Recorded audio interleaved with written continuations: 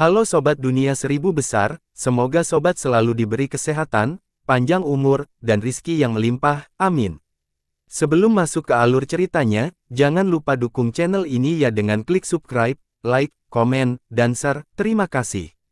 Mari kita lanjutkan perjalanan. Li Qiye. King Yu menjadi semakin tidak masuk akal, sehingga membuat Nyonya Ziyan tidak setuju. Li Qiye adalah tamu terhormat di negara itu, namun King Yu mempermalukannya seperti ini. Ini adalah tindakan yang bertujuan untuk menantangnya. Jika bukan karena Li Qiye yang berhenti beberapa saat yang lalu, dia sendiri yang akan mengambil tindakan. Pembaruan net from novel INGOM. Li Qiye dengan lembut menghela nafas dan memasang penampilan tak berdaya, namun tembakan telah terlepas jadi dia membiarkannya pergi dan berkata, jika kamu benar-benar ingin bertaruh, maka aku tidak bisa melakukan apa-apa. Mari kita lakukan dan biarkan itu tergantung pada takdir. King Yu tidak bisa menahan cibiran setelah melihat penampilan Li Qiye. Pada saat ini, dia merasa kemenangannya sudah pasti, dan Li Qiye sudah seperti orang mati di matanya. Jangan khawatir, menyalakan sumber api bukanlah kematian yang menyakitkan, kamu akan terbakar menjadi abu dalam hitungan detik. King Yu dengan dingin berkata dengan ekspresi sombong yang jelas. Li Qiye berkata, jika memang harus seperti ini, mulailah. Buat saja suara teriakan. King Yu mencibir sambil melihat ke arah Li Qiye dan berkata, karena kamu cemas menunggu untuk bereinkarnasi, aku akan mengirimmu pergi. Dengan itu, dia mengeluarkan teriakan panjang dengan sangat tajam. Saat teriakan itu keluar, tidak ada perubahan pada bunga bintang tidak menyenangkan yang tidak aktif. King Yu kemudian tertawa terbahak-bahak dan menunjuk ke arah Li Qiye dan berkata, Li, sekarang giliranmu untuk menyalakan sumber api. Oh, tapi pada detik ini, sebelum King Yu bisa menyelesaikannya, bunga itu tiba-tiba melesat ke depan. Putik bunga itu membuka mulut seperti menampung darah dan menelan sebagian tubuh King Yu dalam sekejap. Tidak. Ratapan King Yu datang dari dalam bunga, tapi sudah terlambat. Bunga itu seperti binatang lapar dengan perut yang membesar dan menelan seluruhnya. Dalam sekejap mata, King Yu tidak ditemukan. Satu-satunya yang tersisa hanyalah suara mengunyah saat bunga itu menyajikan makanan lezatnya. Setelah selesai dikunyah, bunga tersebut mengeluarkan bunyi letupan seperti sendawa. Ia tidak melakukan apapun setelahnya dan bertindak seperti sebelumnya seolah-olah tidak terjadi apa-apa. Perkembangan yang tiba-tiba ini membuat semua alkemis terkejut karena terjadi terlalu cepat. Mereka yakin akan kemenangan King Yu dan bagaimana tidak akan terjadi apa-apa, siapa jadi sangka King Yu akan ditelan utuh oleh bunga itu di mana bahkan mayatnya pun tidak akan tertinggal. Pemandangan yang menakutkan dan tak terduga seperti itu tentu saja akan membuat semua alkemis ketakutan. Ya Tuhan! Akhirnya, semua alkemis menjadi tenang dan mundur dengan ekspresi ngeri dan pucat seolah-olah mereka baru saja melihat hantu. Tiba-tiba, mereka semua menjauh dari bunga bintang yang tidak menyenangkan. Bahkan King Yu ditelan sekali teguk oleh bunga ini, jadi jika mereka dekat, mungkin mereka akan menjadi yang berikutnya dan dilahap oleh bunga itu tanpa meninggalkan tubuh. Bahkan Huang Fu Hao terkejut dengan perkembangan ini. Meskipun dia mendukung King Yu, dia pada dasarnya tidak peduli dengan hasil King Yu. Huang Fu Hao hanya ingin menggunakannya untuk menguji Li Qiye. Dia tidak menyangka bahwa Li Qiye benar, bunga itu akan menelan King Yu secara utuh. Tentu saja, dia tidak peduli tentang King Yu, dia hanya ingin belajar lebih banyak tentang kemampuan Li Qiye. Adapun Raja Iblis seperti Nyonya Ziyan, dia berdiri di sana tanpa merasa terganggu. Dengan kekuatannya, dia pasti bisa menyelamatkan King Yu. Namun, dia sedang mendekati kematian, jadi mengapa dia melakukan hal itu dan menyinggung Li Qiye, menyebabkan dia tidak bahagia. Li Qiye tidak bisa menahan tawanya sedikit pun. Bagaimana mungkin ada orang di dunia ini yang lebih berpengetahuan tentang obat-obatan roh dan rumput daripada dia? Bunga itu sangat sensitif terhadap pengungkapan, saat seseorang berteriak, ia akan segera menyerang makhluk yang mengeluarkan suara itu. Ada alasan yang dijelaskan di balik ini yang tidak dapat dipahami oleh seseorang setingkat King Yu. Ais, kamu mendapatkan yang terburuk karena kamu tidak mendengarkan orang bijak. Seperti yang saya katakan, lebih baik tidak bertaruh, tetapi Anda tidak mempercayai saya. Lihat apa yang terjadi sekarang, kamu bahkan telah membuang nyawamu, kematian yang ditelan tanpa penguburan. Li Qiye tersenyum dan berkata dengan tenang sambil memposisikan tangannya dengan acuh tak acuh. Akan aneh jika Li Qiye memaafkan King Yu setelah tindakan jahatnya. Hanya kematian yang menunggunya saat dia ingin membunuh Li Qiye. Pada titik ini, para alkemis yang hadir mau tidak mau menarik napas dalam-dalam sambil memandangi bunga bintang yang tidak menyenangkan di hadapan mereka, diliputi oleh sensasi yang menyeramkan. Saat ini, kilatan cahaya bintang masih memantul dari bunga dengan indahnya seolah-olah tidak terjadi apa-apa. Tapi sekarang, tidak ada satupun alkemis yang berani mendekatinya. Mereka memahami bahwa sifat ganasnya tidak berubah dan akan terus memburu mangsanya. Seperti yang dikatakan Li Qiye, ini hanyalah sebuah akting, dan bunga itu hanya ingin menyerap udara suci untuk mendapatkan khasiat nutrisinya. Para alkemis lainnya tidak hanya cemas, mereka juga tercengang. Sebelumnya, mereka mengira King Yu pasti menang dan logikanya masuk akal karena didasarkan pada pengetahuan umum yang diketahui semua alkemis. Mereka tidak mengira bahwa kebenarannya jauh dari kebenaran. Pada saat ini, akal sehat yang biasa mereka miliki telah dihancurkan oleh Li Qiye, membuat mereka tidak percaya. Seluruh pemandangan di dalam taman kini terasa sunyi selain deru angin sepoi-sepoi. Banyak alkemis di sini yang tidak mau melirik ke arah Li Qiye. Bahkan jika para alkemis ini merasa kesal dengan Li Qiye sebelumnya, pada saat ini, mereka menyadari bahwa Li Qiye adalah seseorang yang benar-benar mampu. Jika tidak, negeri bambu raksasa tidak akan memilihnya dengan mudah. Mereka yang mencemoohnya sebelumnya bergidik dan merasa beruntung bukan orang yang menguji air tersebut. Jika tidak, mereka akan mengambil tempat King Yu dan akhirnya dimakan oleh bunga itu. Satu-satunya orang yang tenang, mungkin, adalah Nyonya Ziyan karena dia melihat keterampilan yang ditentukan Li Qiye yang tiada taranya dengan matanya sendiri. King Yu tidak bisa dibandingkan dengan Li Qiye, jadi akhir hidupnya sesuai ekspektasi. Kita hanya bisa mengatakan bahwa dengan standar karakteristik yang rendah, dimakan oleh bunga bintang yang tidak menyenangkan bukanlah suatu kejutan. Li Qiye tersenyum dan memandangi bunga yang tampak tenang sambil dengan santai berkata, sepertinya bunga itu tidak perlu dimakan untuk beberapa waktu sekarang. Kamu ditipu. Pada saat ini, suara dingin datang dari Huang Fu Hao, kamu sudah tahu ini akan menjadi akibatnya, jadi kamu mendesak dia sampai mati. Li Qiye menoleh untuk melihatnya dengan satu mata dan dengan acuh tak acuh berkata, terus kenapa? Saya hanya membunuh satu orang, apa yang perlu ditanyakan? Mereka yang memprovokasi saya harus memahami bahwa mereka sedang melakukan bunuh diri. Balasan Li Qiye yang mendominasi menyebabkan banyak alkemis bergidik, terutama mereka yang mencemoohnya sebelumnya. Mereka secara tidak sadar mengambil beberapa langkah mundur untuk menciptakan jarak antara mereka dan Li Qiye. Mereka tidak ingin mati mengenaskan seperti King Yu. Kamu terlalu kejam. Ekspresi Huang Fu Hao merosot saat dia dengan dingin berkata, seseorang yang membunuh rekannya seperti ini tidak akan ditoleransi oleh dunia. Retorika Huang Fu Hao membawa kesan kebenaran. Dia hanya ingin menggunakan kesempatan ini untuk memajukan agendanya sendiri. Saat ini, Li Qiye terlalu malas untuk melihatnya lagi. Dia melihat sekeliling taman dan perlahan berbicara, jangan berpura-pura menjadi pembela keadilan di depan saya. Selagi uasana hatiku masih bagus, segera nyala kembali ke klan Huang Fumu dengan ekor terselip di antara kedua kakimu sebelum aku mengecat surga ini dengan darah. Jika kamu benar-benar memprovokasiku, maka kamu bukan satu-satunya yang mati, seluruh klan Huang Fu kamu akan menghilang dari dunia ini. Semua orang terkejut setelah mendengar pernyataan ini. Itu benar-benar terlalu berani dan menyebabkan para alkemis di sini saling melirik. Mereka tidak mengira Li Qiye akan berani mengatakan hal seperti itu pada Huang Fu Hao. Huang Fu Hao bukan hanya ahli peringkat kelima, dia juga seorang terampil yang brilian. Dia telah mencapai Raja Surgawi, memungkinkan dia memandang rendah generasi muda. Selain itu, dia juga merupakan bangsawan muda pertama dari klan Huang Fu, sehingga prestisenya tersebar jauh di seluruh dunia alkimia.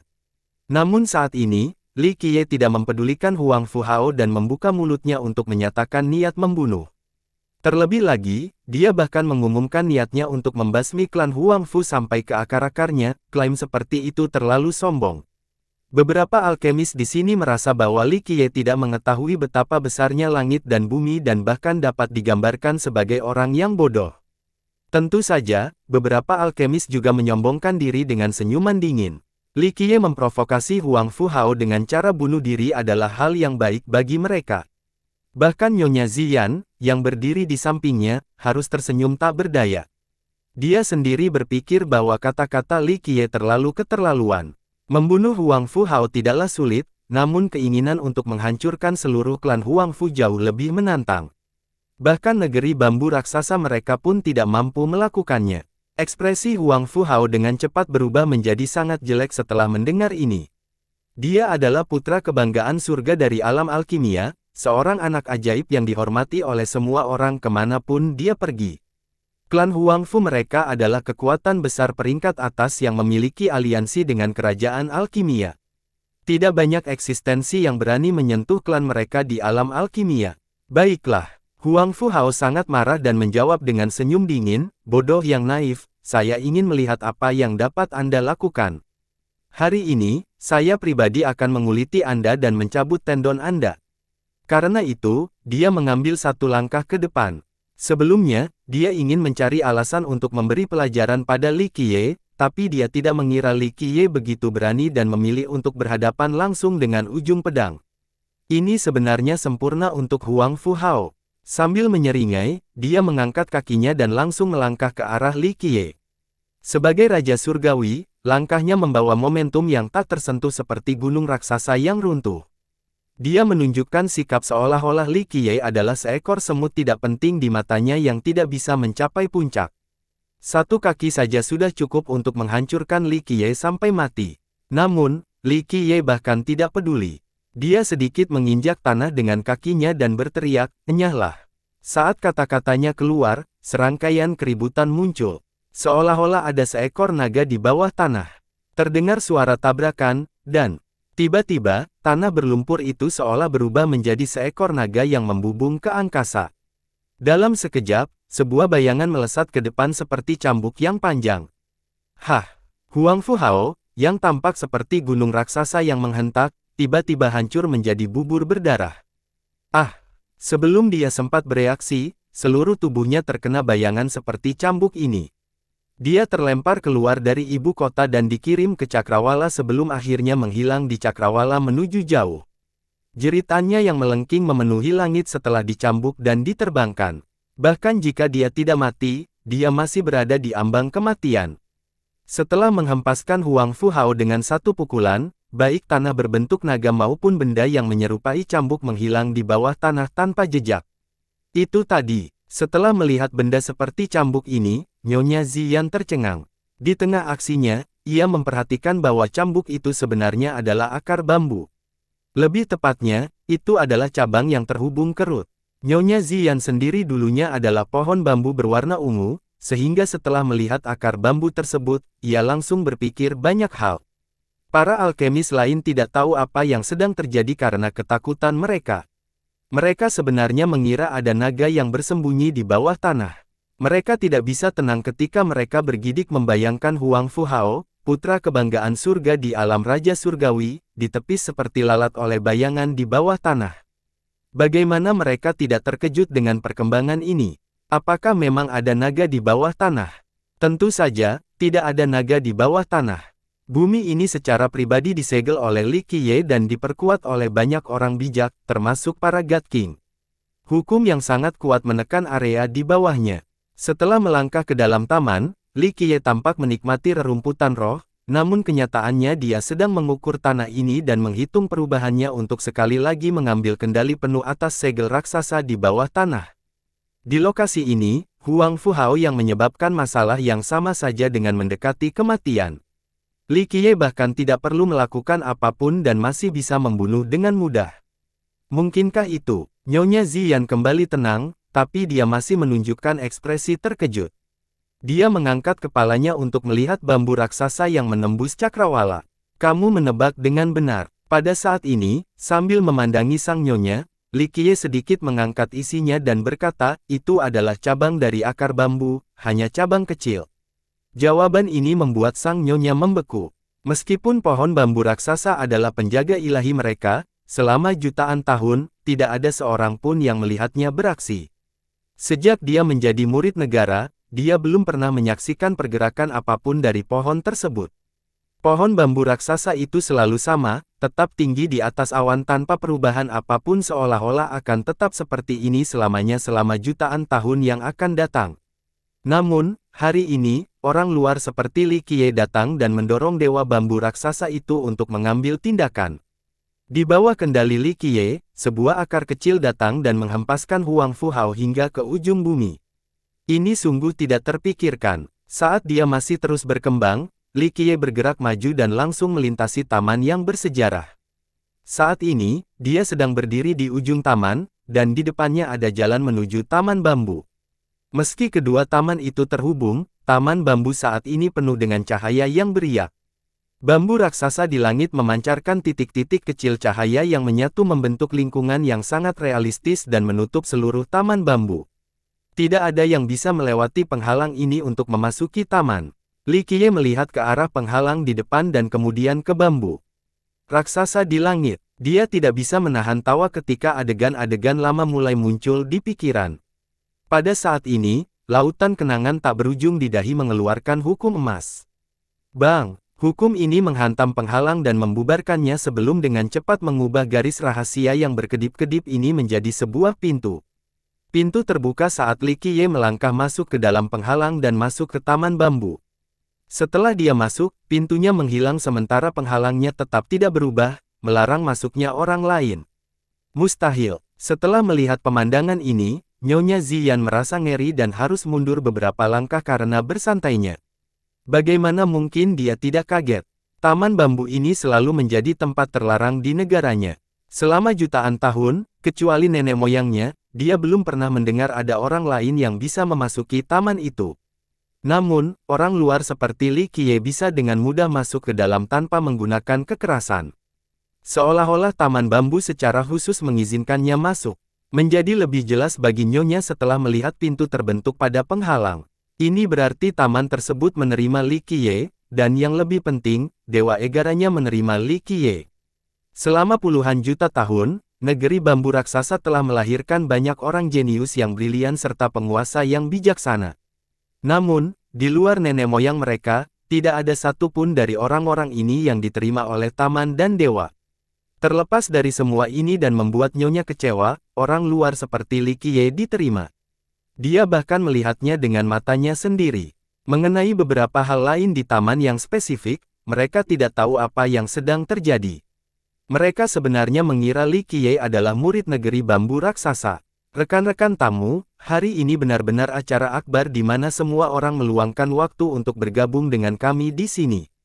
Nyonya itu menenangkan diri dan segera memberitahu semua alkemis di taman, namun, beberapa kejadian tak terduga terjadi dan terjadi kesalahpahaman, mengakibatkan pertumpahan darah, jadi kami tidak bisa melakukan apapun kecuali mengakhiri pesta sebelum waktu yang ditentukan. Saat ini, dia secara resmi mengakhiri pestanya. Bagaimanapun, perkembangan mendadak ini bahkan membuat raja kerajaan sepertinya tidak siap. Para alkemis di sini tidak berani mengatakan apapun lagi. King Yu telah meninggal dan nasib Huang Fu Hao tidak. Mereka tahu badai akan terjadi setelah peristiwa besar terjadi, jadi saat ini, banyak dari mereka segera meninggalkan pesta. Setelah semua alkemis dikirim, Nyonya Ziyan segera pergi ke ujung taman menegaskan dan berdiri di depan pintu masuk, pembatas menuju taman bambu. Dia menarik napas dalam-dalam dan mengulurkan tangan ke arah penghalang. Dia ingin melihat apakah dia bisa memasuki taman bambu atau tidak. Sayangnya, dengan keras, dia segera ditolak oleh kekuatan yang sangat kuat dari penghalang. Setelah dia mendapatkan kembali keseimbangannya, dia menarik napas dalam-dalam lagi dan mengirimkan perintah, panggil 18 Raja Iblis ke sini tanpa tertunda. Sementara itu, Li Qiye telah memasuki taman bambu dan hanya melihat pemandangan yang tidak jelas. Seluruh taman tenggelam dalam energi duniawi yang begitu kental hingga hampir mengembun menjadi kabut.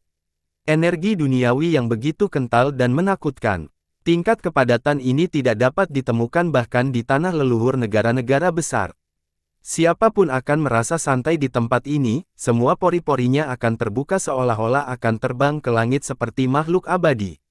Dengan berdiri di lokasi ini, bahkan mereka yang memiliki bakat paling biasa pun akan dapat merasakan hukum di tempat ini. Mereka yang lebih berbakat dapat beresonansi dan menjadi dekat dengan Grand Dao, dan Dao akan Membalasnya, tempat ini hanya bisa digambarkan sebagai tempat harta karun, tempat yang cukup besar untuk didambakan oleh semua kekuatan besar. Jadi kejenuhan selama puluhan juta tahun dapat mengubah lokasi biasa menjadi tanah suci. Li Qiye berdiri di tengah kabut ini dan merasakan hentakan bumi serta vena besar azure yang elegan di bawah tanah. Seolah-olah bumi ini berbentuk seekor naga, dan itu menyebabkan dia menjadi sentimental. Dahulu, tanah ini hanyalah lokasi biasa, namun setelah era tertentu, Li Qiye menanam bambu hijau di sini.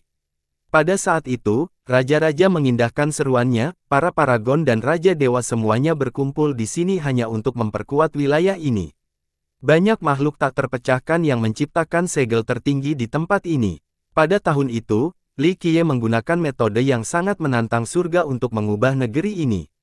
Dia mengumpulkan energi duniawi dari vena besar azure yang elegan dan memindahkannya ke sini sehingga seluruh vena akan mengolah bambu hijau yang ditanamnya. Saat dia berjalan mengitari taman, tampak seperti hutan dengan aliran sungai yang deras. Banyak bayangan berkelap-kelip muncul dari pohon. Bunga dan rumputan bermekaran secara diam-diam dengan tunas hijau baru yang tumbuh di mana-mana. Tempat ini penuh dengan kehidupan dan vitalitas.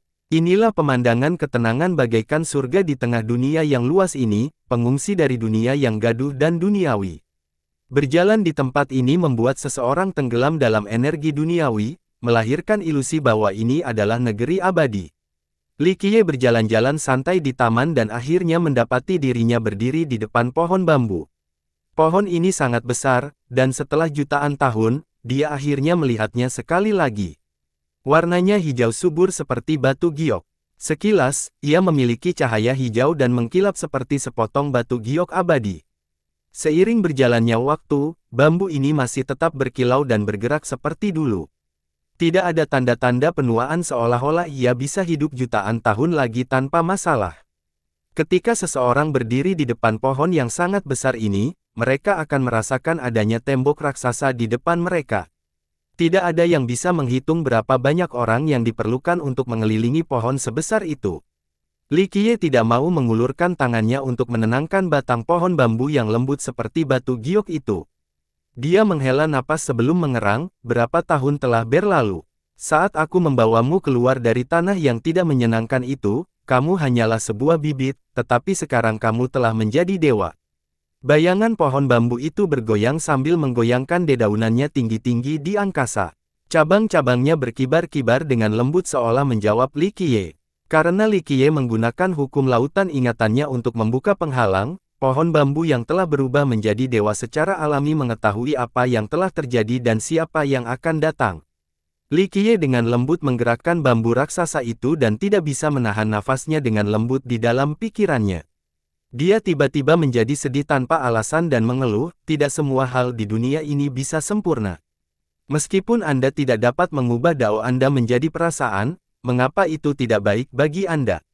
Puluhan juta tahun hanya dalam sekejap mata. Anda dapat menyaksikan lautan berubah menjadi ladang murbei, dan semua keluhan serta gangguan di dunia biasa hanyalah awan sesaat dan kepulan asap.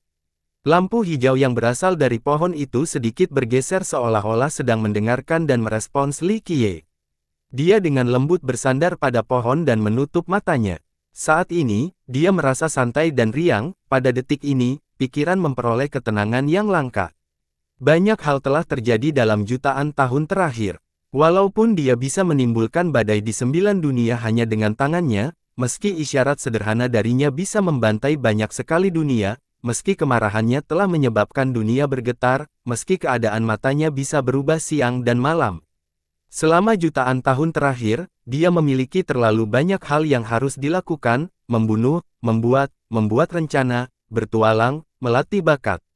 Selama jutaan tahun, selain tertidur lelap, dia seolah-olah belum pernah tidur sebelumnya. Waktunya terasa berlalu perlahan seolah setiap momen adalah selamanya. Saat ini, dia sedang duduk dengan nyaman dengan pikiran yang tenang. Di sini, dia tidak perlu berpikir terlalu banyak, dia tidak perlu waspada terhadap apapun. Meskipun dia memiliki rahasia yang tak terhitung jumlahnya, dia bisa bersantai saat ini. Bambu raksasa itu juga tampak sangat sunyi. Lampu hijaunya menjadi lembut seolah-olah diam-diam melindungi Li Qiye. Setelah jangka waktu yang lama, Li Qiye membuka matanya dan mengatur ulang pikirannya. Dia tidak bisa menahan senyum sambil berjalan perlahan mengitari pohon bambu. Saat dia berhasil mencapai setengah jalan, dia melihat sebuah kolam di depannya, memancarkan cahaya lembut. Bahkan sebelum seseorang mendekat, mereka akan merasakan uap air yang mendekat meresap ke dalam tubuh mereka. Air di kolam merupakan kumpulan embun yang menetes dari akar pohon tua. Butuh waktu yang sangat lama hingga embun akar tua ini perlahan menumpuk di seluruh kolam. Orang-orang di dunia ini selalu membicarakan tentang nektar abadi, tapi berapa banyak dari mereka yang benar-benar melihatnya? Berapa banyak dari mereka yang tahu bahwa Immortal Nectar hanyalah sebuah nama? Li Qiye terkekeh setelah melihat kolam itu. Ini adalah nektar abadi negeri bambu raksasa. Selama beberapa generasi, banyak orang di negara tersebut telah mencoba menemukan nektar abadi yang legendaris, namun semuanya gagal. Setiap lokasi di negara ini telah dicari, namun tidak ada yang dapat dipasang. Nektar abadi hanyalah sebuah nama. Hanya mereka yang tidak menyadarinya yang menyebut air ini nektar abadi. Faktanya, ada banyak jenis nektar abadi, dan perbedaan peringkatnya cukup besar.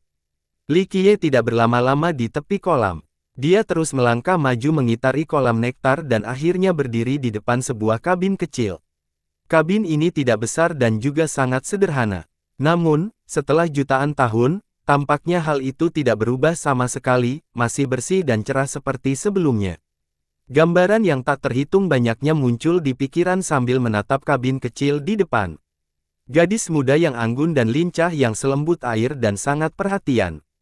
Saat dia mendapati dirinya tersesat dalam pemandangan ini, rasanya semua itu terjadi baru kemarin, meskipun jutaan tahun telah berlalu. Mencicit, dia membuka pintu dan, di tengah kebingungannya, dia masih bisa mendengar dua kata, Tuan Muda, yang diucapkan dengan lembut seperti tahun itu. Dua kata, Tuan Muda, membuat hati sangat bahagia. Ruangan ini masih bersih, meja dan kursi di dalamnya masih sama. Rak buku di dekat dinding masih terisi rapi dengan gulungan-gulungan tua dan batang-batang buku. Yaner, kamu tidak bisa melepaskannya saat itu. Li Qiye tidak bisa menahan senyuman tipisnya. Pada akhirnya, dia hanya bisa menghela nafas pelan dengan sensasi sedih dan tak berdaya sambil berkata, tahun-tahun itu berlangsung lama sekali. Aku pernah menguasai banyak sekali dunia, dan beberapa orang bahkan mengatakan bahwa tidak ada yang tidak bisa aku lakukan. Namun kenyataannya, sejak dahulu kala, rasa frustrasi telah muncul berkali-kali. Banyak sekali orang yang meninggalkan sisiku, dan aku tidak bisa mempertahankan mereka meskipun aku menginginkannya. Di dalam kabin kecil yang tenang, mata Li Qiye bagaikan sungai yang mengalir melintasi setiap sudut ruangan. Tempat ini dulunya dipenuhi dengan kehadirannya. Tanpa dia sadari, dia sudah berdiri di samping rak buku yang menyimpan banyak gulungan tua. Dia tidak mau membuka beberapa di antaranya. Dia dengan mudah membaca kata-kata yang terkandung di dalamnya saat adegan lama muncul tepat di depan matanya. Seolah-olah masa lalu telah menimpanya, seolah-olah itu terjadi kemarin, seolah-olah dia sedang mengingat kembali peristiwa-peristiwa masa lalu. Jika Nyonya Ziyan melihat gulungan tua ini, ketakutan akan meninggalkan tubuhnya karena semua itu adalah rahasia negeri bambu raksasa yang tidak pernah diwariskan. Beberapa di antaranya adalah hukum dan teknik yang bahkan negaranya tidak miliki. Li Qiye hanya dengan santai membolak-balik rahasia ini, mereka tidak berarti apa-apa dia. Hukum dan teknik yang dimiliki oleh negeri bambu raksasa sebagian besar berasal darinya. Hanya sebagian kecil yang diciptakan oleh nenek-neneknya. Dulu, nenek moyangnya hanyalah seorang gadis biasa. Li Qiye membiarkannya tinggal di sisinya dan membimbingnya menelusuri jalur Grand Dao sambil mengajarkan seni tertingginya. Karena berbagai kendala, Li Qiye tidak melatihnya sebagai calon kaisar abadi. Meskipun demikian, dia tetap berada di sisinya sebagai pembantunya dan mengurus kebutuhan sehari-harinya. Li Qiye, pada saat yang sama, memberikan segalanya dan mengajarkannya teknik terbaik. Meskipun dia tidak bisa menjadi kaisar abadi, kehidupan dan keterampilannya sangat menakutkan dan benar-benar menantang surga. Li Qiye dengan lembut memeriksa semua gulungan di rak satu kali sebelum mengembalikannya. Di dekat jendela, sebuah gukin dapat ditemukan.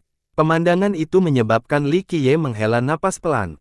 Ia duduk di hadapannya dan menarik napas dalam-dalam untuk menenangkan emosinya sebelum mengangkat tangan memainkan lagu merdu yang mengusung temperamen bebas dan santai. Melodinya sangat mempesona, dan nadanya seperti membawa Li Qiye kembali ke masa lalu. Pada saat itu, keterampilan musik Yaner juga diajarkan olehnya. Kapanpun dia memikirkan sesuatu, Yaner akan memainkan lagu untuknya. Sekarang, ketika dia memainkan lagu lama itu lagi, mau tak mau dia semakin memikirkan masa lalu yang tak terlupakan. Beberapa waktu berlalu dan lagu itu akhirnya berakhir. Saat ini, Li Qiye teringat dan tenggelam dalam nostalgianya. Pemandangannya tetap sama, tapi orang-orangnya sudah pergi. Di luar taman bambu, Nyonya Ziyan memanggil 18 Raja Iblis. Saat mereka menerima perintah mendesak, mereka segera berlari. Pada saat yang sama, dia diperintahkan selain dia dan para raja, tidak ada orang lain yang bisa memasuki taman sertifikasi. Dapat dikatakan bahwa saat ini, seluruh taman telah dibarikade sepenuhnya. Itu tidak mungkin nyata. Setelah mendengar kata-kata Nyonya, Raja Iblis Elang tidak bisa menahan nafas dalam-dalam dan menunjukkan ekspresi terkejut. Faktanya, semua raja lainnya juga terkejut. Bagi mereka, ini adalah hal yang mustahil. Bagaimana ini bisa terjadi? Selama jutaan tahun, legenda menyatakan bahwa selain nenek moyang, tidak ada orang lain yang bisa memasuki taman bambu. Kata Pinus kuno secara emosional. Meskipun mereka tahu bahwa Nyonya Ziyan sama sekali tidak berbohong, mereka tetap menganggap hal itu sulit dipercaya dan tidak dapat diterima dalam waktu singkat. Selama beberapa generasi, bahkan para virtues paragon yang tak terkalahkan dari negeri bambu raksasa telah mencoba memasuki taman bambu, namun mereka tidak berhasil melakukannya. Namun, orang luar seperti Li Qiye, seorang junior tanpa nama, bisa masuk seperti membalik telapak tangan. Jika kata-kata seperti itu tidak datang dari Nyonya Ziyan, para raja tidak akan pernah mempercayainya. Dia tidak masuk secara paksa, dan malah melewati portal, ini berarti dewa kita telah berada di sana. Nyonya Ziyan berkata dengan nada serius. Para raja saling melirik ke arahnya. Salah satu dari mereka berkata, ini luar biasa. Negara kita telah melahirkan banyak penguasa yang bijaksana dan jenius, namun tidak ada satupun yang diterima oleh dewa bambu kita. Namun sekarang, ada orang luar yang bisa masuk. Aku tidak percaya. Yang mulia, apa yang harus kita lakukan sekarang? Raja lain harus bertanya. Pada titik ini, semua raja memandang Nyonya Ziyan dan menunggu perintahnya. Mereka merasa sedikit tidak berdaya ketika ada orang luar yang dikenalkan oleh dewa bambu mereka. Nyonya Ziyan memandang para raja dengan serius dan berkata, apakah sesama raja mempunyai pendapat? Seperti menyuarakannya. Pinus kuno berpikir sejenak sebelum berbicara, Yang mulia, menurut pendapat saya, ini adalah hal yang baik dan membunuh dua burung dengan satu batu. Dao mencirikan bangsawan muda Li tidak ada ikatannya, jadi sangat sulit bagi kami untuk mempertahankannya. Tapi sekarang, dengan penerimaan dewa, mungkin kita bisa bertahan di sini. Yang mulia, saya merasa pendapat saudara Pinus kuno benar. Raja alkemis itu menambahkan, karena tidak ada seorang pun dari negara kita yang bisa mendapatkan pengakuan sebagai dewa dalam jangka waktu yang lama sementara bangsawan muda Li mampu melakukannya, ini berarti dia memiliki ikatan yang sangat penting dengan negeri bambu raksasa kita. Mungkin ini berkehendak langit, mungkin nenek moyang kita menjawab panggilan surga agar kita bisa punya kesempatan untuk berdiri dengan bangga di puncak semua ras. Petik 2. Bayangkan keterampilan yang mencerminkan bangsawan muda Li selain diakui oleh dewa kita. Mungkin ini berarti negara kita akan dipimpin oleh bangsawan muda Li menuju puncak kejayaan yang baru. Yang mulia, menurut pendapat saya, ini adalah pertanda yang sangat baik dan alasan bagi negara kita untuk memberi izin. Mengenai urusan ini, Raja menegaskan dan Pinus kuno optimis. Raja iblis lainnya juga setuju, Yang mulia, ini memang pertanda baik. Pikirkan saja, jika negara kita bisa memiliki kaisar alkimia, maka kerajaan alkimia pun akan menghormati kita. Terlebih lagi, jutaan tahun telah berlalu tanpa ada seorang pun yang bisa menerima dewa kita, jadi mungkin bangsawan muda Li adalah pembawa kemakmuran dan penguasa bambu aksasa kita. Saya khawatir kita harus lebih berhati-hati dalam masalah ini. Raja Iblis Elang merenung dan berkata, jika bangsawan muda Li setuju untuk tinggal di negara kita, maka saya dengan sepenuh hati akan menyetujui hal ini. Namun, agar dia bisa bertindak bebas sebagai pembawa kemakmuran, hal ini memerlukan pertimbangan lebih lanjut. Kami bahkan tidak tahu latar belakangnya. Ketika gelar pembawa kemakmuran muncul lagi, raja yang berbicara sebelumnya harus terbatuk dengan ekspresi sedikit malu.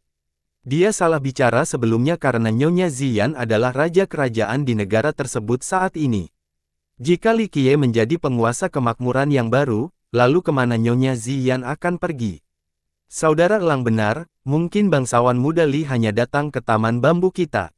Raja lain setuju dengan pandangan Eagle dan berkata, bukannya kami tidak mempercayai bangsawan muda Li, tapi kami benar-benar tidak tahu apa-apa tentang asal-usulnya.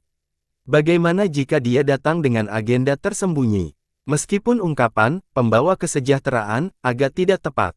Raja Iblis Pinus kuno dengan cepat mencoba meredakan situasi, namun, menurutku sangat tidak mungkin bagi bangsawan muda untuk datang dengan sebuah agenda.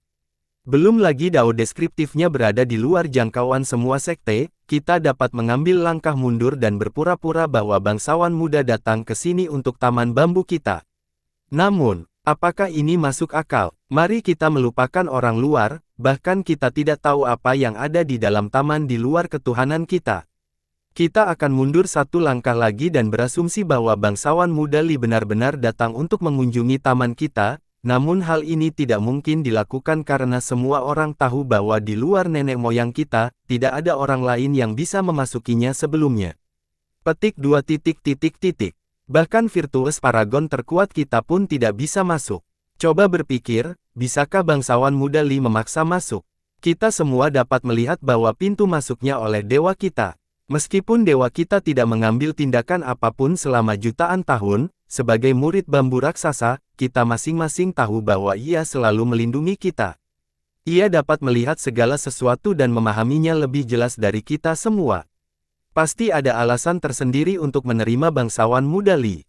Dalam situasi ini, Pinus kuno masih mendukung Li Qiye. Intuisinya terlintas bahwa Li Qiye pasti akan menghasilkan keajaiban dan menjadi sosok yang hebat. Saat ini, 18 raja terjebak dalam dilema karena mereka tidak dapat mengambil keputusan.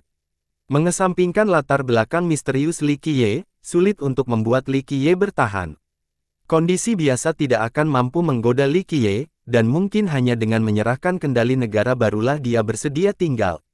Namun, situasi ini memiliki permasalahan tersendiri. Akan selalu ada kegelisahan di benak para raja jika membiarkan seseorang yang tidak diketahui asal-usulnya menjadi penguasa mereka. Ada masalah lain. Jika Li Qiye menjadi penguasa kemakmuran bagi negara mereka, lalu apa yang akan dilakukan Nyonya Ziyan? Dia adalah seorang penguasa yang bijaksana dengan banyak kontribusi penting. Selama dia masih bertahta, mereka tidak bisa memaksanya turun tahta karena itu sangat tidak adil. Tidak apa-apa, Nyonya Ziyan menampilkan senyuman yang tenang dan lembut. Dia menyadari kebuntuan saat ini, jadi dia sedikit mengangguk dan berkata, jika bangsawan muda Li benar-benar ingin tinggal dan mengambil kendali, maka saya akan dengan senang hati turun tahta demi penguasa yang lebih baik. Hingga saat ini, negeri bambu raksasa kami selalu membiarkan orang yang paling mampu menjadi penguasa kami, ini adalah tradisi kami. Tapi, Yang Mulia, setelah kata-katanya keluar, 18 raja menjadi terkejut. Dia adalah seorang penguasa yang bijaksana dan berpikiran terbuka yang selalu baik terhadap rakyatnya.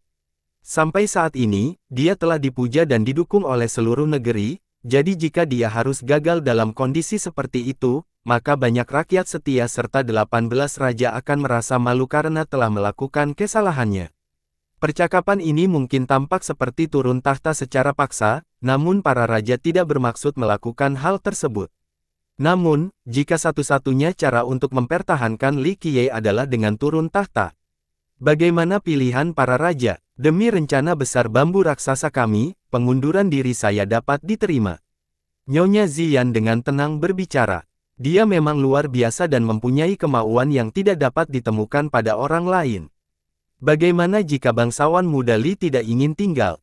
Kali ini, raja lain menyampaikan pandangan berbeda. Pertanyaan ini menyebabkan para raja saling melirik sambil berpikir. Bahkan sang nyonya merenung sejenak. Rupanya semuanya hanya sepihak dan hanya angan-angan saja sejauh ini, mereka masih tidak tahu apakah Li Qiye ingin tinggal atau tidak. Waktu berlalu sangat cepat. Dalam sekejap mata, 5 hari telah berlalu. Di dalam taman bambu di bawah bambu raksasa, Li Qiye menarik harta karun takdirnya yang sebenarnya, batu dari gunung naga ilahi di alam logam dari makam utama yang tidak menyenangkan. Pada saat ini, batu itu sendiri telah berubah menjadi harta karun takdir Li Qiye. Setelah mengalami transformasi berkelanjutan, kini berubah menjadi segel besar. Li Qiye menamakan harta takdirnya, segel dunia. Setelah beberapa penelitian, dia memahami mistisisme segel dunia miliknya.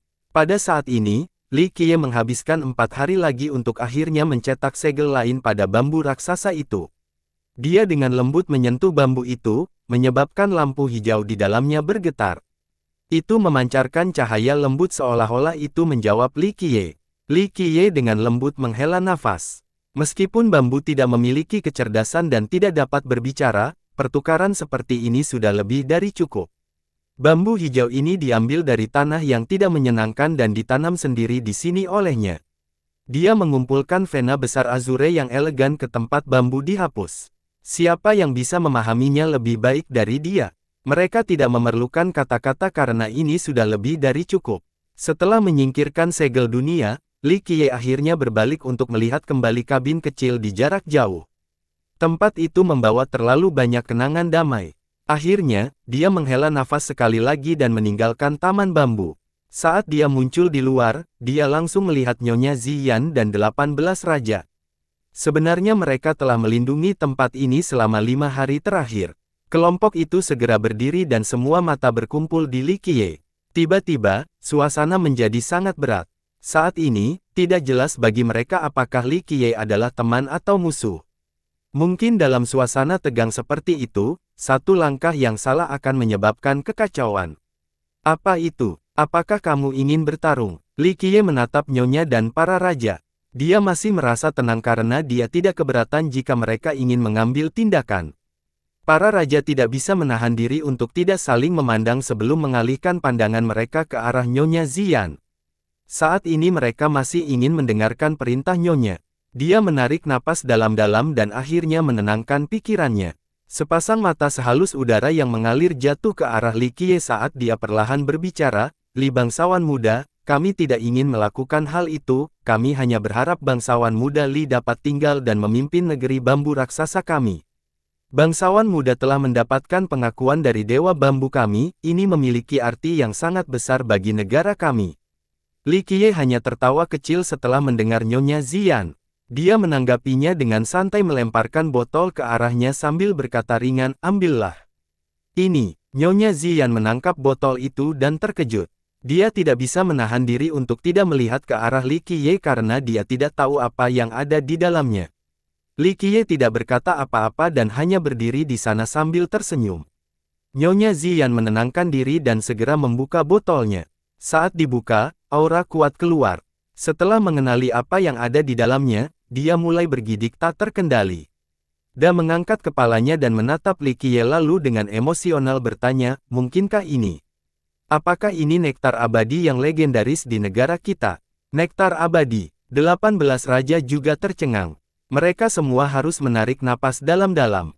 Bahkan negara mereka belum pernah melihat nektar ini sebelumnya, tapi sekarang nektar ini muncul di tangan Li Qiye. Harta karun ini sangat sulit didapat.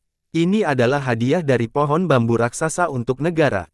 Berhematlah karena botol ini dapat bertahan selama beberapa generasi. Li Qiye berkata dengan sikap acuh tak acuh.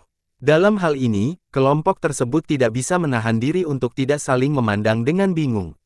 Mereka menjadi agak konyol karena mereka tidak mengira Li Qiye akan memberi mereka sesuatu yang begitu berharga. Meskipun mereka belum pernah melihatnya sebelumnya, mereka tahu bahwa ini adalah sesuatu yang bahkan kaisar alkimia dari kerajaan alkimia coba temukan. Bisa dibayangkan betapa berharganya dan tak ternilai harganya, namun Li Qiye dengan santai melemparkannya kepada mereka seolah-olah itu tidak cukup untuk mencapai puncak. Sementara anggota kelompok lainnya berada dalam keadaan linglung, Li Qiye meregangkan punggungnya yang lelah dan perlahan berkata, "Aku lelah, bantu aku menyiapkan tempat untuk beristirahat." Yang lain menjadi tenang dan tidak berani menunda permintaannya. Di bawah komando Madame Ziyan, halaman paling tenang dan nyaman di dalam istana kekaisaran disiapkan untuk Li Qiye. Selama beberapa hari berikutnya, Li Qiye tinggal di halaman ini. Di luar budidaya, ia mulai mengendalikan segel dunia. Bagi seorang kultivator yang ingin mencapai puncak, harta karun takdir mereka mutlak diperlukan karena harta karun ini dapat mengeluarkan kemampuan mereka yang sebenarnya serta kekuatan tempur terkuat mereka. Banyak petani lebih memilih senjata yang lebih kuat. Misalnya, bagi mereka, tidak ada yang lebih baik daripada harta karun sejati kaisar abadi. Namun, bagi mereka yang memiliki ambisi luar biasa, tidak demikian. Bahkan jika mereka memiliki senjata yang sangat kuat seperti harta karun sejati kaisar abadi, pada akhirnya, senjata itu tetap milik orang lain. Ini hanya menimbulkan rasa ketergantungan dan bukan jalan yang benar. Selama puluhan juta tahun, mereka yang akhirnya menjadi kaisar abadi pada akhirnya mengandalkan senjata mereka sendiri untuk menyapu 9 dunia dan memperoleh kekuatan yang tak terkalahkan.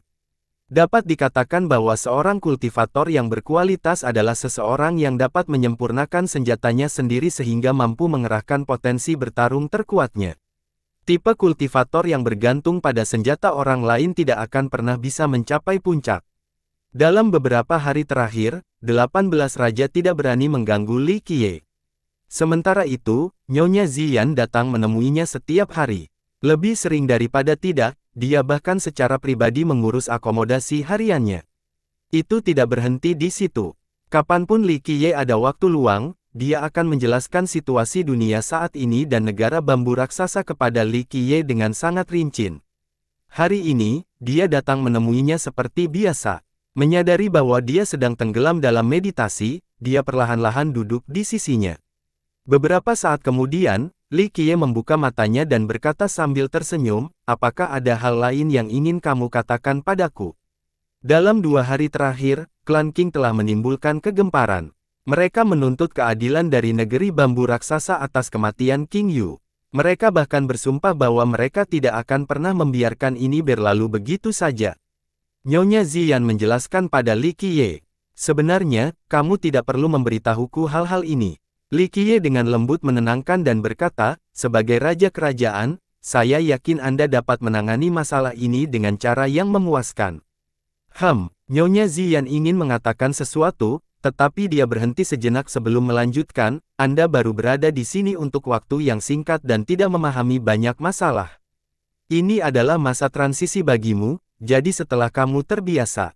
Li Qiye memotongnya. Dia sambil terkekeh menatap sang nyonya sebelum berbicara, Nyonya, jangan bilang Anda ingin saya menjadi penguasa bambu raksasa. Interupsi tiba-tiba dari Li Qiye membuatnya tertegun sejenak. Faktanya, dia telah mempersiapkan mentalnya dan siap menyerahkan negeri bambu raksasa kepada Li Qiye. Saya merasa Anda tepat untuk itu.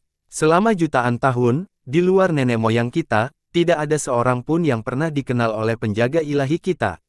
Meski tidak aktif, kita semua tahu bahwa mereka telah melindungi negara kita dari perang. Pasti ada alasan kenapa dia memilihmu saat ini. Selain itu, Dao menegaskan Anda tidak ada ikatannya. Dan bukan hanya saya, semua raja juga merasa bahwa Anda dapat memimpin bambu raksasa ke puncak semua ras. Nyonya Ziyan berbicara dengan serius. Kata-katanya sangat tulus dan datang dari hatinya. Dia memiliki rencana untuk turun tahta dan dengan senang hati melakukannya selama Li Qiye dapat memimpin negaranya ke jalan yang lebih mulia. Setelah mendengar ini, Li Qiye tidak bisa menahan senyumnya. Kemudian, dia dengan lembut menenangkan kepalanya sambil berkata, apakah kamu benar-benar berpikir bahwa aku akan menjadi raja kerajaan di negara ini? Apakah kamu benar-benar berpikir bahwa aku datang ke sini hanya untuk mengambil alih kekuasaan? Jawaban ini membuat sang nyonya merenung sejenak sebelum dia bisa tenang dan menjawab, bukan itu yang saya maksud. Meskipun bangsawan muda Li mungkin tidak datang untuk merebut tahta negeri bambu raksasa, penjaga ilahi memilihmu. Saya percaya tidak ada orang lain yang lebih cocok dari Anda untuk menjadi penguasa kami.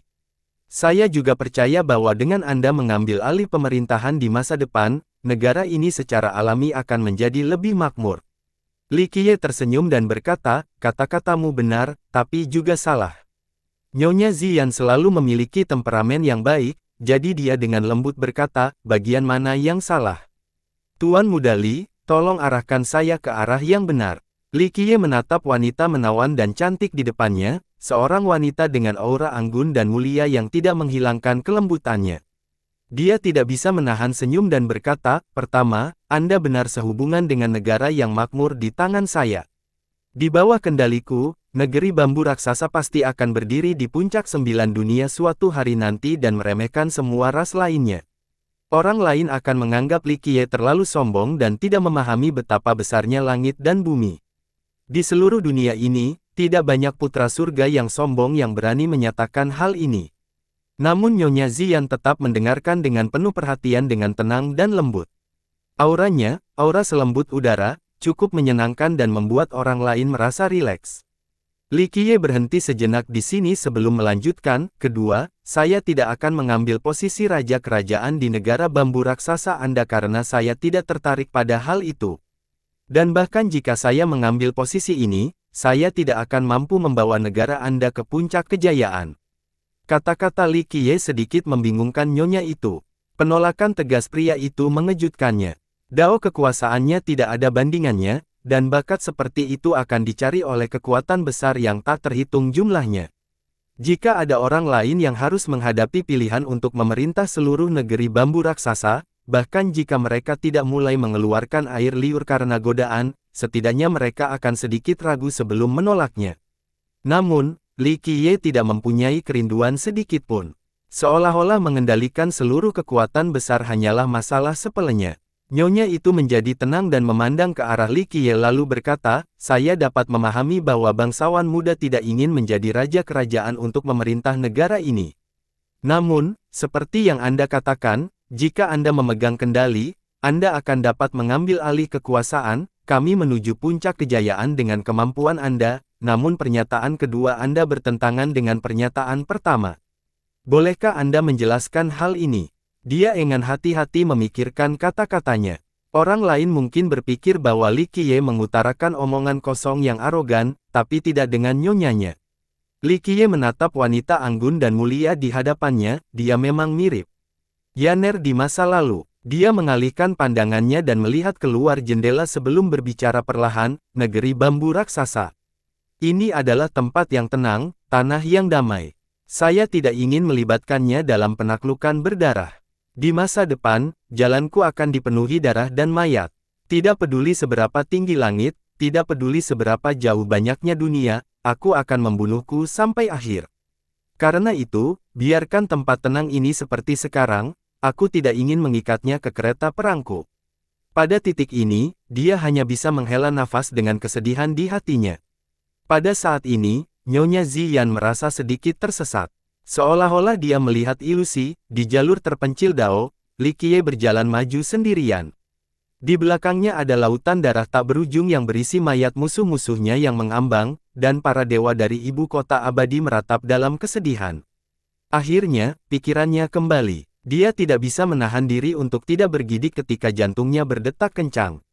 Ilusi yang baru saja dia alami sungguh sangat menakutkan dan membuatnya merasa bahwa kejadian seperti itu akan terjadi di masa depan. Satu hal lagi yang membuat Anda salah paham, di mata saya, apakah negeri bambu raksasa itu kuat atau tidak, itu tidak masalah. Tempat ini adalah tanah damai yang saya cintai. Jika memungkinkan, saya berharap suatu hari nanti saya bisa berhenti dan tinggal di tempat ini." Li Qiye berkata sambil melihat ke arah nyonya.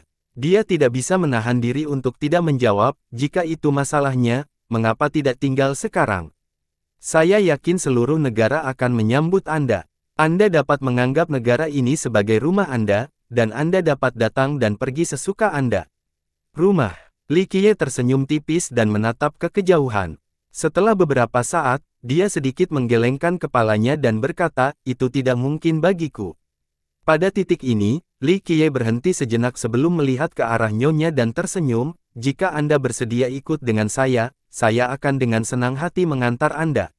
Ikuti saya dan, di masa depan, Anda pasti akan melihat banyak pemandangan dari puncak." Nyonya Ziyan tercengang mendengar kata-kata ini. Gadis lain manapun yang mendengar hal seperti itu akan berpikir bahwa Li Qiye sedang menggoda atau menggoda mereka. Namun, Nyonya Ziyan tidak berpikir demikian. Dia tidak merasakan niat untuk menggoda atau menggoda dari nada kata-katanya. Sebenarnya, ini bukan pertama kalinya dia mengajukan ide tersebut. Kembali ke istana Pinus kuno, dia mengatakan hal serupa. Ledakan. Tepat saat Nyonya Ziyan masih linglung, aura agung tiba-tiba muncul di langit. Itu begitu kuat sehingga ombaknya yang mengepul seolah-olah mencapai langit. Kekuatan dahsyat ini langsung membanjiri bumi dan menenggelamkan seluruh ibu kota. Apa yang terjadi? Aura tak tertandingi yang muncul tanpa peringatan apapun dan membayangi ibu kota menyebabkan semua warga dan penggarap di dalamnya ketakutan. Bahkan para bangsawan kerajaan dan orang suci kuno pun gemetar ketakutan. Paragon yang berbudi luhur, Nyonya Ziyan tiba-tiba berdiri dengan ekspresi kaget melihat kemunculan aura ini dan berseru, ini adalah leluhur dari kekuatan besar. Ibu kota bambu raksasa adalah sebuah kota besar. Di zaman sekarang, nenek moyang dari kekuatan besar tidak akan mudah menampakkan wajahnya, namun seiring berjalannya waktu, masih ada nenek moyang yang datang dan pergi di ibu kota ini. Namun, tidak peduli dari kekuatan besar mana mereka berasal, nenek moyang ini tidak akan bertindak nakal seperti itu. Mereka tidak akan menggunakan aura tak terkalahkan mereka untuk bertujuan menekan seluruh ibu kota. Artinya, lawannya bukan sekadar sombong melainkan datang dengan niat jahat terhadap negara. Paragon yang berbudi luhur, Li Qiye hanya menyipitkan matanya setelah merasakan aura ini, ekspresinya pada dasarnya tidak berubah. Bahkan virtues paragon bukanlah masalah besar baginya. Yang mulia, tidak bagus, tidak bagus. Pada saat ini, Raja Iblis Pinus kuno datang bergegas masuk dan melihat Nyonya Ziyan bersama Li Qiye. Dia segera berkata, Yang mulia, sesuatu yang buruk telah terjadi. Raja Iblis, apa yang terjadi? Kenapa kamu begitu gugup? Nyonya Ziyan bertanya dengan nada serius. Faktanya, bahkan jika Raja Iblis tidak panik, dia masih tahu bahwa sesuatu yang besar telah terjadi. Aura yang tiba-tiba muncul dari virtues paragon adalah tanda penindasan. Pendatang baru ini jelas memiliki niat jahat terhadap negeri bambu raksasa. Orang-orang dari klan Huang Fu datang. Ekspresi Ancient Pain sangat tak tertahankan untuk dilihat saat dia dengan cepat berkata, ada beberapa juga. Seorang leluhur secara pribadi memimpin kelompok yang terdiri dari 3 tetua tertinggi dan 5 tetua. Jadi mereka akhirnya sampai di sini. Penjagaan Madam Ziyan menjadi serius saat dia mencoba masalahnya. Pinus kuno dengan cepat menjawab, mereka masih belum memasuki ibu kota dan tinggal di pinggiran. Nenek moyang mereka mengirimkan pesan kepada kelompok saudara elang dan ingin negeri bambu raksasa kita memberikan penjelasan mengenai Huang Fu Hao atau menghadapi konsekuensinya. Ternyata setelah terlempar dari ibu kota, klan Huang Fu berusaha keras sebelum ditempatkan. Huang Fu Hao ditemukan di ambang kematian. Meski berhasil selamat, lukanya cukup parah, sehingga ia harus terbaring di tempat tidur selama beberapa waktu. Leluhur Huang Fu segera membawa Huang Fu Hao kembali untuk berobat.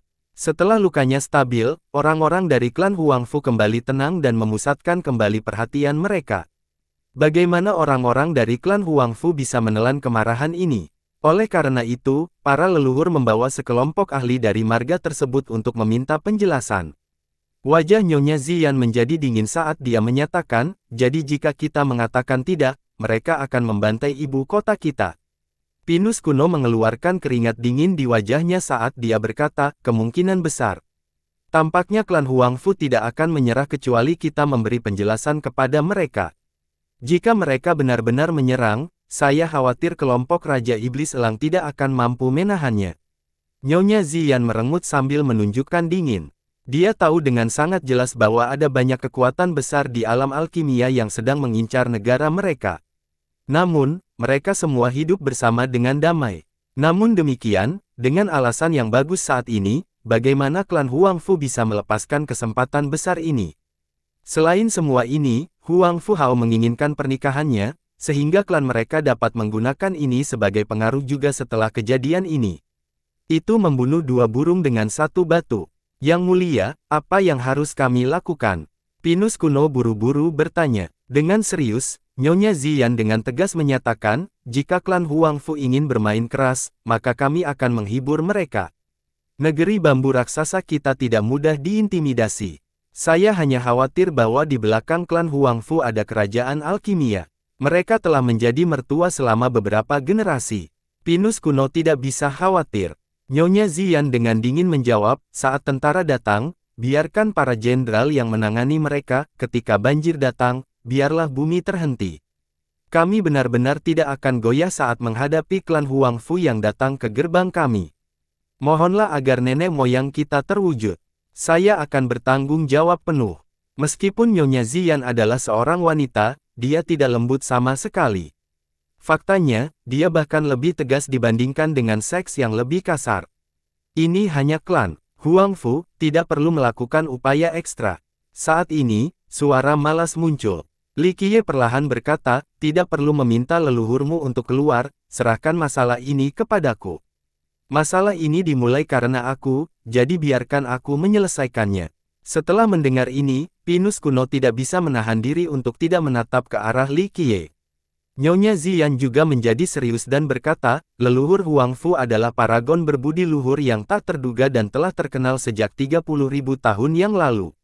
Dia hanya mengatakan ini karena kepeduliannya pada Li Qiye. Bahkan Raja Surgawi seperti dia sangat waspada terhadap keberadaan tingkat leluhur. Kekuatannya saja tidak cukup untuk leluhur melawan Huangfu, inilah alasannya dia ingin meminta leluhur bambu raksasa keluar dari lapangannya. Meskipun sang nyonya sangat menghargai Li Qiye, ini tidak berarti bahwa Li Qiye saat ini bisa menghadapi karakter setingkat leluhur. Faktanya, sejak dia tiba di sini, dia tidak pernah mengambil tindakan secara pribadi sehingga dia tidak tahu terus-menerus menembusnya. Namun, menurut pendapatnya, dia tidak lebih kuat dari alam Raja Surgawi. Dan jika dia tidak lebih kuat dari Raja Surgawi, maka dia tidak memenuhi syarat untuk melawan leluhur. Raja Surgawi tidaklah cukup jika lawannya adalah leluhur. Itu hanya paragon berbudi luhur, bukan kaisar abadi, bukan masalah besar. Li Qiye berkata dengan sikap acuh tak acuh, jika mereka ingin datang, biarkan saja. Kita bisa menggunakan kesempatan ini untuk melihat mereka dari muka bumi. Jangan biarkan satu pun dari mereka berpikir untuk melarikan diri. Kata-kata santai ini membungkam Pinus kuno dan Nyonya. Hanya paragon berbudi luhur ini mungkin ungkapan paling arogan yang pernah mereka dengar. Bahkan kekuatan biasa hanya memiliki satu virtues paragon. Ini adalah keberadaan yang menakutkan, seseorang yang mampu memetik bintang dan merebut bulan di langit, seseorang yang dapat berbagi langit dan bumi. Bahkan bisa dikatakan bahwa Raja Surgawi tidak layak disebutkan di hadapan paragon berbudi luhur. Namun sekarang, di mulut Li Qiye, dia hanya seorang virtues paragon. Betapa senangnya dan santainya dia mengucapkan kata-kata seperti itu. Seolah-olah nenek moyang dengan kekuatan besar, pada dasarnya tidak berarti. Pinus kuno ragu-ragu sejenak sebelum harus menyuarakan pikiran, tapi. Ini adalah paragon berbudi luhur. Paragon berbudi luhur yang mampu membunuh puluhan ribu orang dengan satu tangan. Meskipun dia mengenali kekhasan diferensiasi Li Qiye yang tiada taranya dan tahu bahwa dia pasti bisa menjadi kaisar alkimia di masa depan, Pinus kuno tidak percaya dengan budidaya Li Qiye. Dan inilah kebenarannya. Di dunia pengobatan batu, banyak alkemis jenius yang memiliki bakat budidaya yang sangat rata-rata. Bahkan seorang kaisar alkimia, dalam hal budidaya, tidak bisa dibandingkan dengan Dewa Raja atau God King. Selain itu, Li Qiye belum menunjukkan budidayanya pada Pinus kuno. Li Qiye masih sangat muda, jadi meskipun Li Qiye memiliki dao yang dinilai tertinggi, Pinus kuno percaya bahwa ia hanyalah seekor serangga di hadapan paragon berbudi luhur. Li Qiye dengan malas tersenyum dan berkata, jadi bagaimana jika itu adalah virtues paragon? Bahkan seorang God King hanya akan datang untuk mencari kematian. Serahkan masalah sepele ini padaku. Pinus kuno benar-benar tidak bisa berkata-kata saat ini. Kata-kata ini bahkan lebih tidak masuk akal dan berani. God Kings adalah eksistensi di puncak 9 langit, individu yang mampu menyapu dunia. Namun kini, Li Qiye berani melontarkan pernyataan tersebut. Bagaimana Pinus kuno bisa membalas ini? Jika itu orang lain, Pinus kuno pasti sudah mencaci makinya karena ketidaktahuannya ini. Meskipun dia tidak berani membentak Li Qiye saat ini, dia masih merasa bahwa Li Qiye agak terlalu masuk akal. Maka, dia menoleh ke Nyonya untuk meminta jawaban.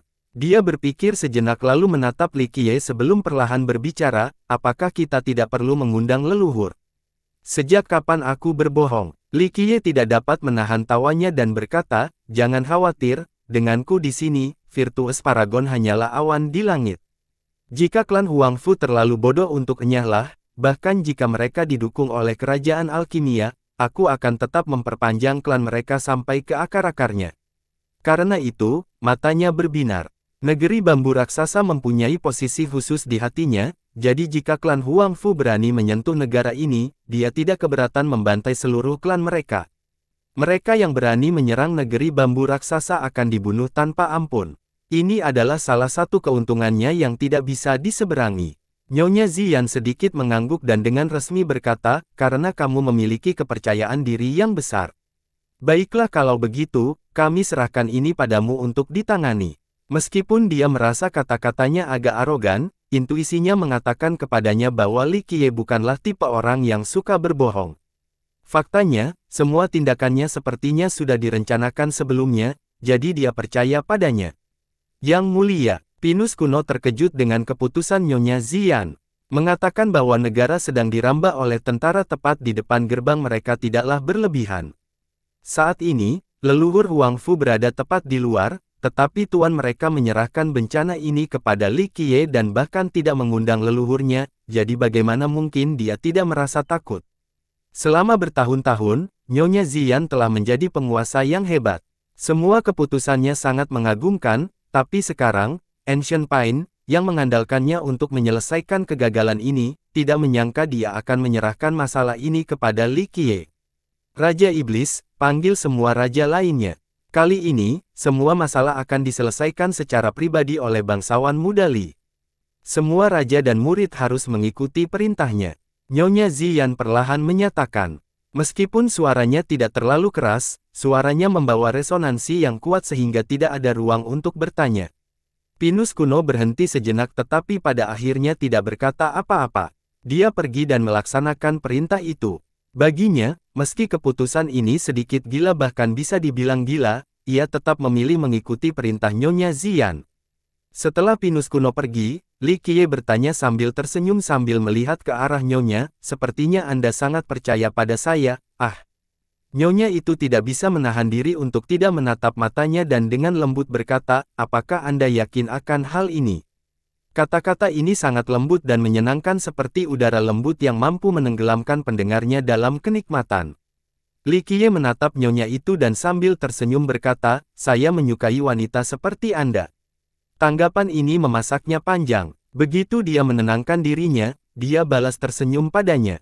Tentu saja, dia tidak salah memahami maksud Li Qiye. Dia tidak merasa bahwa pria itu sedang menggodanya atau memanfaatkannya. Saat ini, dia percaya bahwa Li Qiye tidak perlu mengambil keuntungan darinya. Dengan sikapnya, sepertinya Dewi Kesembilan Surga pun tidak akan berarti apa-apa dia. Bahkan peri dari berbagai wilayah pun menginginkan pelukan penuh kasihnya. Dia adalah orang yang paling percaya diri dan acuh tak acuh yang pernah dia temui. Saat para raja menerima perintahnya, mereka semua berdiri di sana sambil terlihat konyol. Seorang raja mau tidak mau berkata, ini agak terlalu gila. Mungkin ini yang mulia memberi kesempatan kepada bangsawan muda Li untuk mendapatkan lebih banyak pengalaman. Jawab raja lainnya, spekulasi. Ini membuat para raja saling memandang. Hal ini agak masuk akal karena jika Li Qiye ingin memerintah negara di masa depan, dia harus mengalami badai seperti ini untuk mengembangkan kemampuannya. Meskipun mereka skeptis, mereka akhirnya melaksanakan perintahnya dan berkumpul, menunggu perintah Li Qiye. Melihat 18 raja duduk di sana sambil menunggu perintahnya, Li Qiye tidak bisa menahan senyum kecut. Dia menutupi bagian atasnya dan berkata, ini hanya masalah kecil, tidak perlu terlalu mempermasalahkannya. Nyonya Ziyan tidak mengungkapkan pendiriannya mengenai situasi ini sementara para raja tetap diam. Keadaan mereka yang sangat berbahaya tidak dibesar-besarkan sama sekali karena mereka dikepung oleh leluhur paragon berbudi luhur. Tapi sekarang, Li Qiye mengatakan bahwa itu hanya masalah kecil. Ini adalah orang yang paling acuh tak acuh yang pernah mereka temui. Tepat ketika mereka merasa keputusan Nyonya Ziyan gila, leluhur Huangfu di luar ibu kota berbicara, Raja Kerajaan Ziyan, keturunan klan Huangfu kami mengalami serangan diam-diam dan terluka parah di dalam istana kekaisaran Anda. Dia adalah tamu Anda, namun Anda tidak hanya gagal melindunginya, Anda juga melindungi penyerangnya. Apakah negara Anda ingin menentang klan Huangfu saya? Saya harap Anda dapat memberi kami penjelasan. Kalau tidak, aku harus melakukan perjalanan pribadi ke istanamu. Pada saat ini, sosok besar leluhur Huang Fu muncul. Meskipun dia belum melangkah masuk ke dalam ibu kota, bayangan pegunungannya, bersama dengan aura virtues paragon yang agung dan agung, akan menekan seluruh ibu kota. Suara virtues paragon mampu menggema di seluruh ibu kota sehingga setiap penduduk dapat mendengar kata-katanya. Kehadiran paragon berbudi luhur tidak terbatas.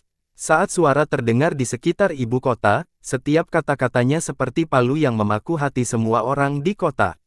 Banyak orang yang merasakan tekanan dan tidak mau terhuyung mundur. Nenek-nenek moyang klan Huang Fu, seorang penguasa surgawi dari generasi sebelumnya, berseru sambil terkejut setelah melihat sosok perkasa di luar ibu kota. Setelah mengetahui bahwa leluhur Huang Fu secara pribadi sedang mengelilingi kota, banyak penggarap menjadi pucat karena ketakutan. Bahkan ada yang kabur dari ibu kota dalam semalam. Dapat dipahami jika mereka merasa takut. Bagaimanapun, orang yang muncul tiba-tiba adalah virtues paragon. Ini terlalu berat untuk ditanggung oleh para petani yang lebih lemah. Pengepungan mendadak yang dilakukan klan Huang Fu membuat banyak warga mengira bencana akan segera terjadi.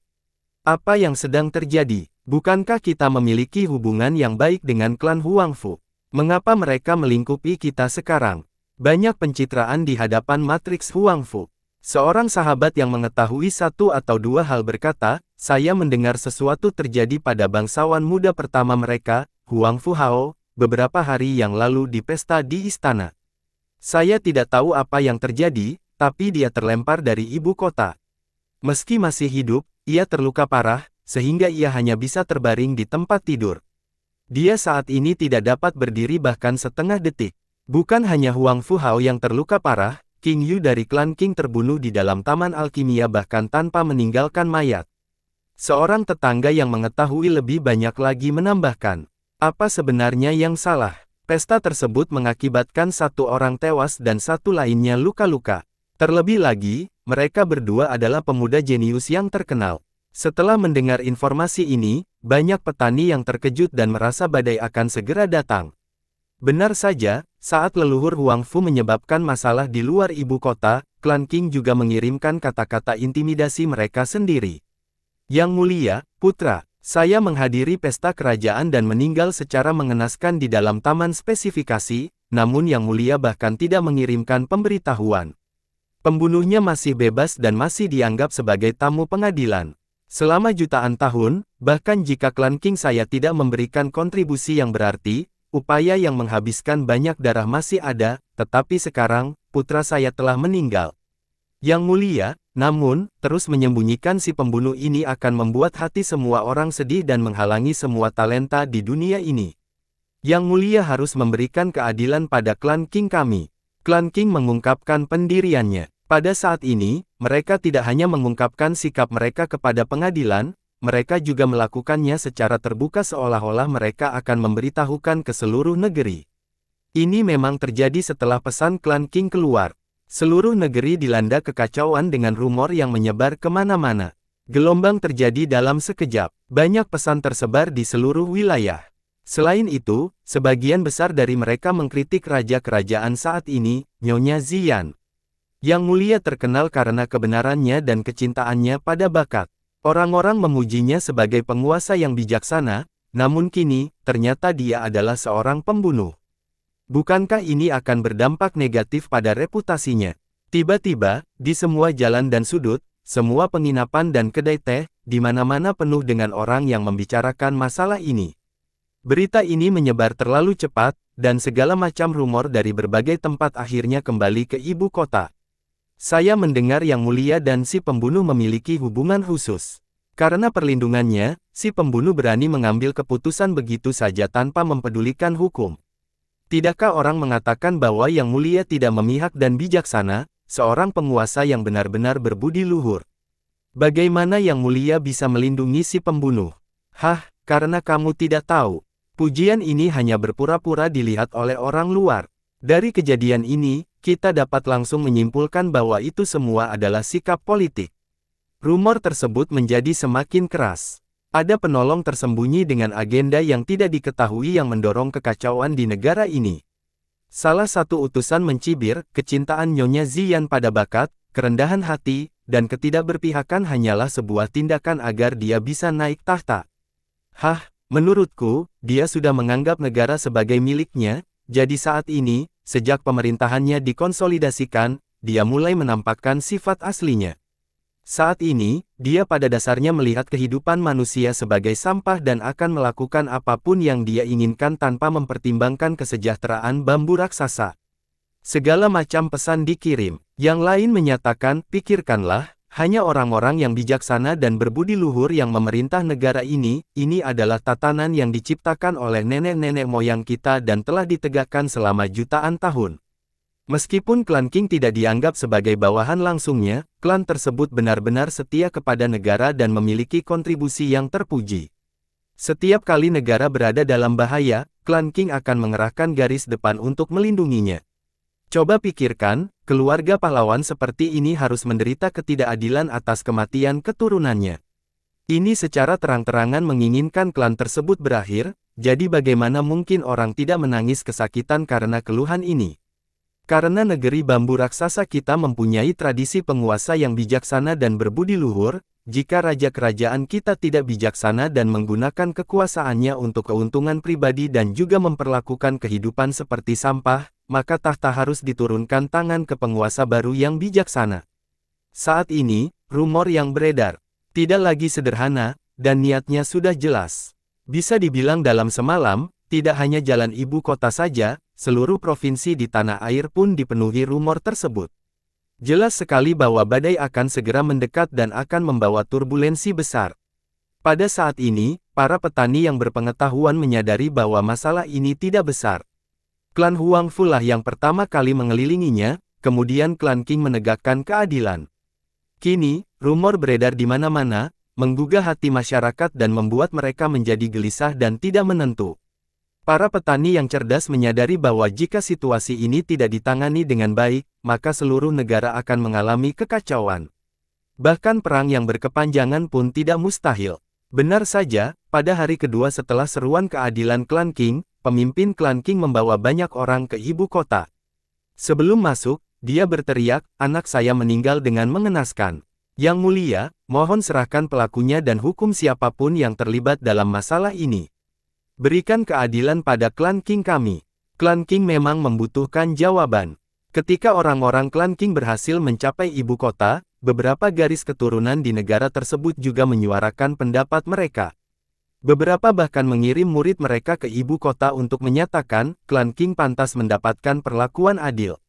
Ledakan. Saat orang-orang klan Qing berhasil mencapai ibu kota, nyala api kuali menembus hingga ke langit, mencapai seluruh zona seolah-olah dewa api sedang muncul. Apa yang baru saja terjadi? Bahkan wilayah perbatasan negeri bambu raksasa yang jauh pun bisa merasakan ciuman besar ini, terutama ketika nyala api tak berujung ini menembus langit seperti aura ungu dari timur menuju ke ibu kota. Momentum tersebut menyebabkan seluruh penggarap di dalam ibu kota merasakan kehadirannya. Saya mendengar bahwa Pil King klan Qing akan segera terbentuk. Karena keturunan Qing meninggal secara mengenaskan dan klan Qing menderita perlakuan tidak adil, Raja Pil sangat marah dan tidak keberatan menghancurkan batu era darah miliknya. Dalam waktu singkat, berita menakutkan ini sampai ke ibu kota seolah-olah skenario ini telah dipersiapkan sebelumnya. Pil King akan segera muncul. Paragon berbudi luhur yang lain akan datang ke ibu kota. Setelah mendengar gelar kuno ini, beberapa kultivator dari generasi sebelumnya terkejut. Dalam legenda, Pil King adalah leluhur King, seorang alkemis yang brilian. Dari mulut ke mulut menyatakan bahwa budidaya Raja Pil berhenti di alam Raja Surgawi, tetapi dia sangat ahli dalam penyempurnaan pil, jadi setelah mengumpulkan bahan-bahan yang tak terhitung jumlahnya, dia mampu memurnikan satu demi satu. Setelah memakan pil takdir seperti makanan, dia akhirnya menerobos alam Raja Surgawi dan menjadi paragon berbudi luhur. Kedatangan leluhur Huangfu dan kedatangan Raja Pil beserta beberapa klan yang menunjukkan dukungan mereka semuanya terjadi dalam satu hari yang singkat. Hal ini menyebabkan banyak tokoh besar di dalam negeri bergidik. Apakah akan terjadi pemberontakan? Seseorang bergumam, apakah tahta negeri bambu raksasa akan berganti pemilik? Bambu raksasa telah berdiri kokoh selama jutaan tahun. Suksesi kerajaan yang didirikan oleh nenek moyang mempertahankan kekuasaan yang kuat di negara tersebut. Tidak ada seorang pun yang mampu menggoyahkan fondasinya. Namun kini, ibu kota sedang dikepung, menyebabkan orang-orang berpikiran gila. Sikap klan Qing yang tiba-tiba itu bukan sekadar tuntutan keadilan atas kematian keturunan mereka. Terus terang, itu adalah seruan kuat untuk turun tahta.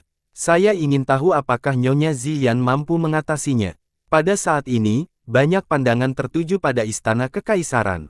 Meskipun klan Qing memiliki momentum agresif saat ini, Nyonya di negara tersebut masih memiliki reputasi yang baik. Selain itu, dia dicintai dan didukung oleh rakyatnya.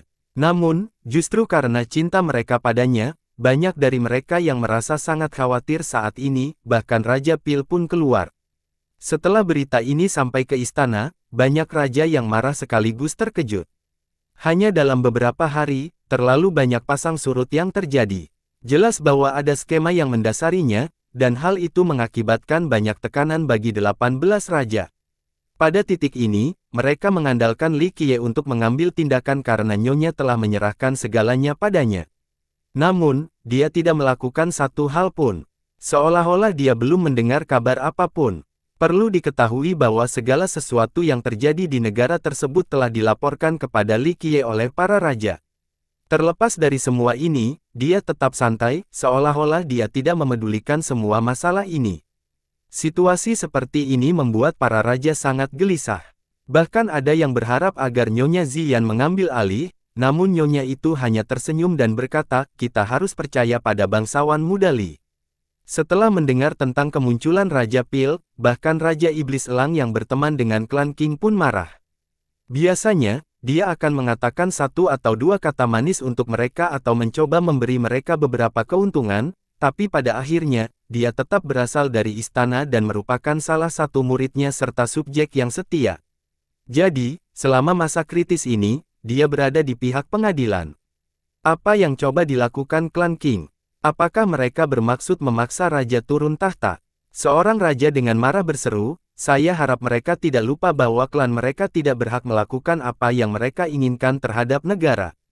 Raja Iblis Elang cukup khawatir dan dia berkata, jika Raja Pil datang ke ibu kota, aku khawatir kita akan berada dalam bahaya. Kami tidak punya pilihan selain mengundang leluhur untuk tampil di hadapan dua paragon berbudi luhur.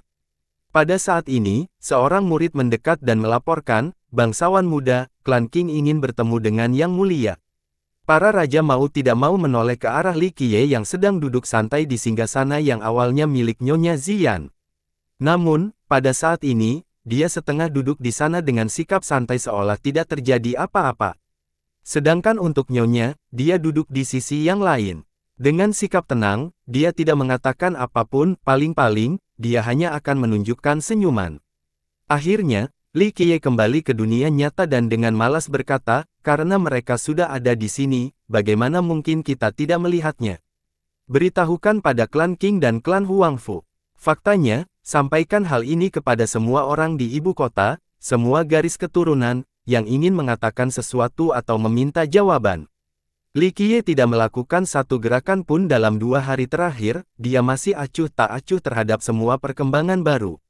Sekarang, dia akhirnya mengambil tindakan, membiarkan para raja menghela nafas lega. Pada saat ini, bagi para raja, tidak peduli apakah tindakan Li Qiye benar atau salah, itu masih lebih baik daripada sikap acuh tak acuhnya. Setidaknya dia melakukan sesuatu. Murid ini segera mengakui perintah Li Qiye dan segera melaksanakannya. Bangsawan muda, kita harus berdiskusi dengan klan Qing dan klan Huangfu tentang masalah ini besok. Ini hanya sebuah kesalahpahaman, jadi selama bangsawan muda menunjukkan ketulusan dan mengandalkan reputasi negeri bambu raksasa yang sudah berdiri, menghapus permusuhan ini seharusnya tidak menjadi masalah. Kata Raja Iblis Pinus kuno dengan sibuk.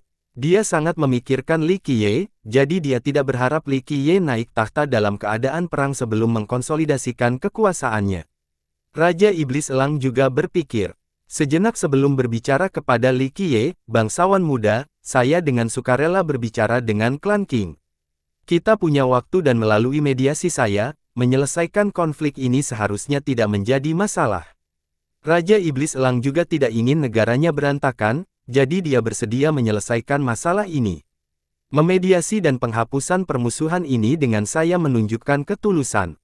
Li Qiye tidak bisa menahan tawa setelah mendengar keduanya dan perlahan menjawab, siapa bilang aku ingin menjadi penengah? Siapa bilang saya ingin menyelesaikan konflik ini? Jawaban ini mengejutkan para raja. Pinus kuno harus menyela, bangsawan muda, sebelum kita kehilangan rasa nyata pura, belum terlambat untuk melakukan rekonsiliasi sehingga kita dapat menyelamatkan negara dari perang. Li Qiye tertawa dan dengan malas berkata, tidak perlu perang. Raja Iblis, akan ada perang dimanapun aku berdiri. Mengapa saya harus mencoba berdamai? Baiklah, jika Anda menginginkan perdamaian, saya akan menyetujuinya. Petik 2. Sebenarnya permintaanku akan sangat sederhana. Beritahu leluhur Huang Fu dan Raja Pil apapun yang harus bersujud dan memohon pengampunan. Kalau begitu, saya akan berpikir untuk tidak membawa perang ke rumah mereka. Saat kata-kata ini keluar, semua raja tercengang dan saling melirik untuk membaca masalah. Jika Nyonya Ziyan menyerahkan masalah ini kepada Li Qiye adalah tindakan gila, maka pada saat ini, keputusan Li Qiye benar-benar gila. Raja Iblis Pinus kuno ragu-ragu sejenak dan harus berbicara, bangsawan muda. Ah, ini akan membuat kita menghadapi musuh dari semua sisi. Itu akan buruk. Li Qiye dengan malas berkata, Raja Iblis, sekarang kalian semua sudah ada di sini, aku akan memenuhi keyakinanku. Pertama, saya tidak akan bernegosiasi. Setidaknya, tidak dengan musuh-musuhku, kecuali mereka bersujud di hadapanku.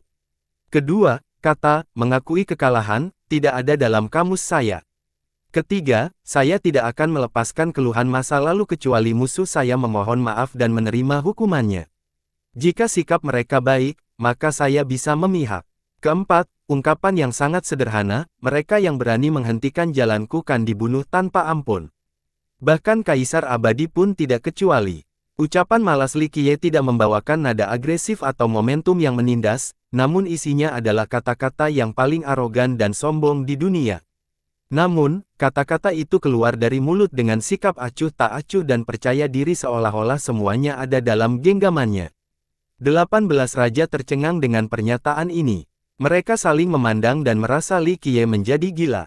Setidaknya, dia adalah orang paling gila yang pernah mereka lihat. Baiklah, bangsawan muda, apa yang akan kamu lakukan besok? Seorang raja mau tidak mau bertanya. Li Qiye bahkan tidak mengedipkan matanya dan perlahan berkata, apalagi yang harus dilakukan? Jika mereka tidak bersujud di hadapanku, aku akan membunuh mereka semua. Jalan beraspal batu di depan istana kekaisaran sudah lama tidak dibasuh dengan darah, jadi sudah saatnya beberapa orang mengetahui bahwa istana kekaisaran bukanlah sesuatu yang dapat memprovokasi mereka. Berbicara sampai saat ini, Li Qiye berhenti sejenak. Dia memiliki aura kelembutan yang tak terlukiskan saat dia melanjutkan dengan lembut, saya menikmati kedamaian dan juga berharap tempat ini menjadi surga yang tenang, namun ketika saatnya tiba, saya tidak keberatan membasuh tanah ini dengan darah musuh, bahkan para dewa pun tidak akan bisa melarikan diri. Biarkan orang-orang di 9 dunia dan berbagai dunia mengetahui bahwa mereka yang mengganggu negeri bambu raksasa, tidak peduli latar belakang atau ras mereka, akan dibantai olehku. Matanya berubah tajam pada saat ini. Ekspresi lembutnya digantikan oleh tajamnya ini. Bukan hanya sang Nyonya, 18 raja semuanya gemetar ketika ilusi muncul di pikiran mereka. Saat ini, Li Qiye telah menjadi binatang prasejarah yang ganas. Saat dia terbangun adalah ketika lautan darah terbentuk dan ketika menumpuk mayat di pegunungan. Seolah-olah dia sedang mengasah taringnya di 9 langit dan 10 bumi. Di belakangnya ada adegan perceraian yang bahkan para dewa pun akan meratap. Orang-orang di ruangan itu harus menghilangkan perasaan menyeramkan ini. Setelah akhirnya tenang, mereka semua menarik napas dalam-dalam. Secara tidak sengaja, mereka akan merasakan hawa dingin setiap kali mereka melihat Li Qiye. Namun, mereka menemukan Li Qiye dengan duduk santai dalam posisi santai. Pada saat ini, dia hanyalah seorang pemuda biasa dan riang, jadi disitulah aura binatang prasejarah yang melahap dunia sebelumnya. Perbedaan dan perbedaan ini sulit diterima oleh para raja. Namun, kita akan menghadapi dua virtues paragon. Raja Iblis Elang berhenti sejenak sebelum berbicara setelah akhirnya menenangkan diri, pada dasarnya, kita sendiri tidak dapat menghadapi dua virtues paragon. Hanya satu saja sudah lebih dari cukup untuk membunuh kita semua. Jika kita tidak mengundang leluhur kita, kita tidak bisa melawan kekuatan mereka. Kami, pada saat ini, Li Qiye menatap ke arah Raja Iblis Elang dan sedikit menenangkan kepalanya dan berkata, Raja Iblis Elang, kamu salah, bukan kami, tapi aku. Kalian semua tidak terlibat dalam hal ini, saya sendiri yang akan menanganinya, mereka. Perkembangan ini membungkam semua raja. Bahkan Pinus kuno cukup skeptis ketika dia kembali, hanya bangsawan muda saja. Bagaimana mungkin dia tidak skeptis? Musuh memiliki dua paragon berbudi luhur, jadi bagaimana Li Qiye bisa melakukan sesuatu sendirian? Bahkan jika dia adalah seorang virtuos paragon, hal itu tetap mustahil. Raja Iblis, apalagi yang harus aku katakan? Jika saya mengatakan saya ingin melakukannya sendiri, maka itu saja, tidak perlu membuang-buang nafas lagi. Li Qiye sedikit mengangkat alisnya dan menambahkan, juga, sebarkan berita ini. Besok kalau saya lihat, yang mau nonton bisa datang. Ini yang saya dorong sehingga tidak perlu ada biaya masuk. Tentu saja, jika orang ingin bergabung dengan musuh, saya juga menyambutnya. Membunuh 100 dengan satu tangan tidaklah mengejutkan seperti membunuh puluhan ribu. Pada titik ini, para raja tidak punya kata-kata lagi untuk Li Qiye. Dalam keadaan seperti itu, orang lain akan takut memiliki terlalu banyak musuh untuk ditangani, namun sebenarnya dia takut memiliki terlalu sedikit musuh. Apa yang bisa dikatakan 18 raja kepada seseorang yang ingin memiliki lebih banyak musuh seperti dia? Mereka menjadi sedikit tidak berdaya dan harus melihat ke arah Nyonya Xian. Mereka berharap dia akan keluar dan mencoba menasihatinya karena pendekatan Li Qiye terlalu gila. Namun, sang nyonya tidak berkata apa-apa dan hanya duduk diam sambil tersenyum, sudah jelas bahwa dia percaya pada Li Qiye. Melihat bagaimana sang nyonya mendukung Li Qiye, ke-18 raja itu tidak punya apa-apa lagi untuk dikatakan. Mereka tidak punya pilihan selain melakukan apa yang dia katakan. Benar saja, Istana Kekaisaran mengeluarkan pesan tertentu dalam semalam, besok, istana akan bertemu dengan klan Huangfu, klan Qing, dan garis keturunan atau sekte lain yang ingin mendukung mereka. Berita ini menyebar ke seluruh ibu kota dengan sangat cepat. Setelah berita ini keluar, berbagai macam reaksi pun terjadi. Yang Mulia akhirnya memutuskan untuk muncul. Setelah mendengar kabar ini, ada yang heboh karena percaya diri pada Nyonya Xian. Mereka percaya, dengan penampilannya, dia bisa menyelesaikan masalah ini. Faktanya, popularitasnya sangat tinggi di tanah air. Meskipun ada dua virtuos paragon yang menantang mereka, masih banyak orang yang percaya bahwa Nyonya mampu memadamkan badai ini. Namun, ada juga yang terguncang dengan situasi badai ini. Beberapa orang menatap ke arah Istana Kekaisaran dan bergumam, akankah istana selamat dari bencana ini? Saya khawatir klan Qing dan klan Huangfu tidak akan dengan mudah menghentikan pasukan mereka. Orang bijak manapun bisa melihat ini. Gejolak dalam 2 hari terakhir dan rumor yang menyebar kemana-mana membuat mereka menyimpulkan bahwa klan Qing tidak hanya menginginkan kedamaian, mereka ingin memaksa turun tahta. Seorang yang melibatkan generasi sebelumnya bersulang, jika hal ini tidak ditangani dengan benar, maka negeri bambu raksasa akan berubah. Saya pikir klan Qing telah lama memiliki ambisi untuk memerintah istana. Pergolakan yang tiba-tiba dari klan Qing bukanlah hal yang aneh sama sekali. Klan Qing telah berada di negara itu selama jutaan tahun. Meskipun mereka tidak dianggap sebagai kekuatan besar dan hanya bisa dianggap sebagai sekte kelas 1, mereka dipaksakan dengan kuat di negara ini.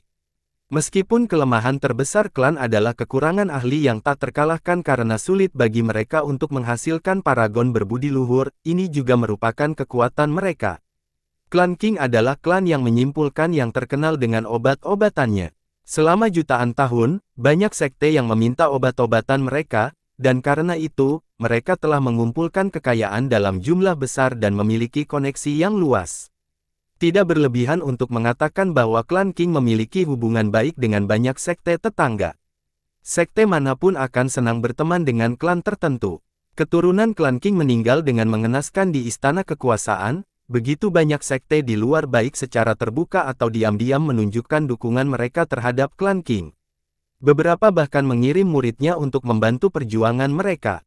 Oleh karena itu, ini seolah-olah merupakan seruan balas dendam, namun kenyataannya ini adalah seruan untuk turun tahta. Setiap bertengkar yang berpengetahuan luas tahu bahwa klan Qing telah lama menambahkan tahta negara. Hal ini selalu terjadi, namun hingga saat ini, pemerintahan istana selalu memegang teguh wilayah negara.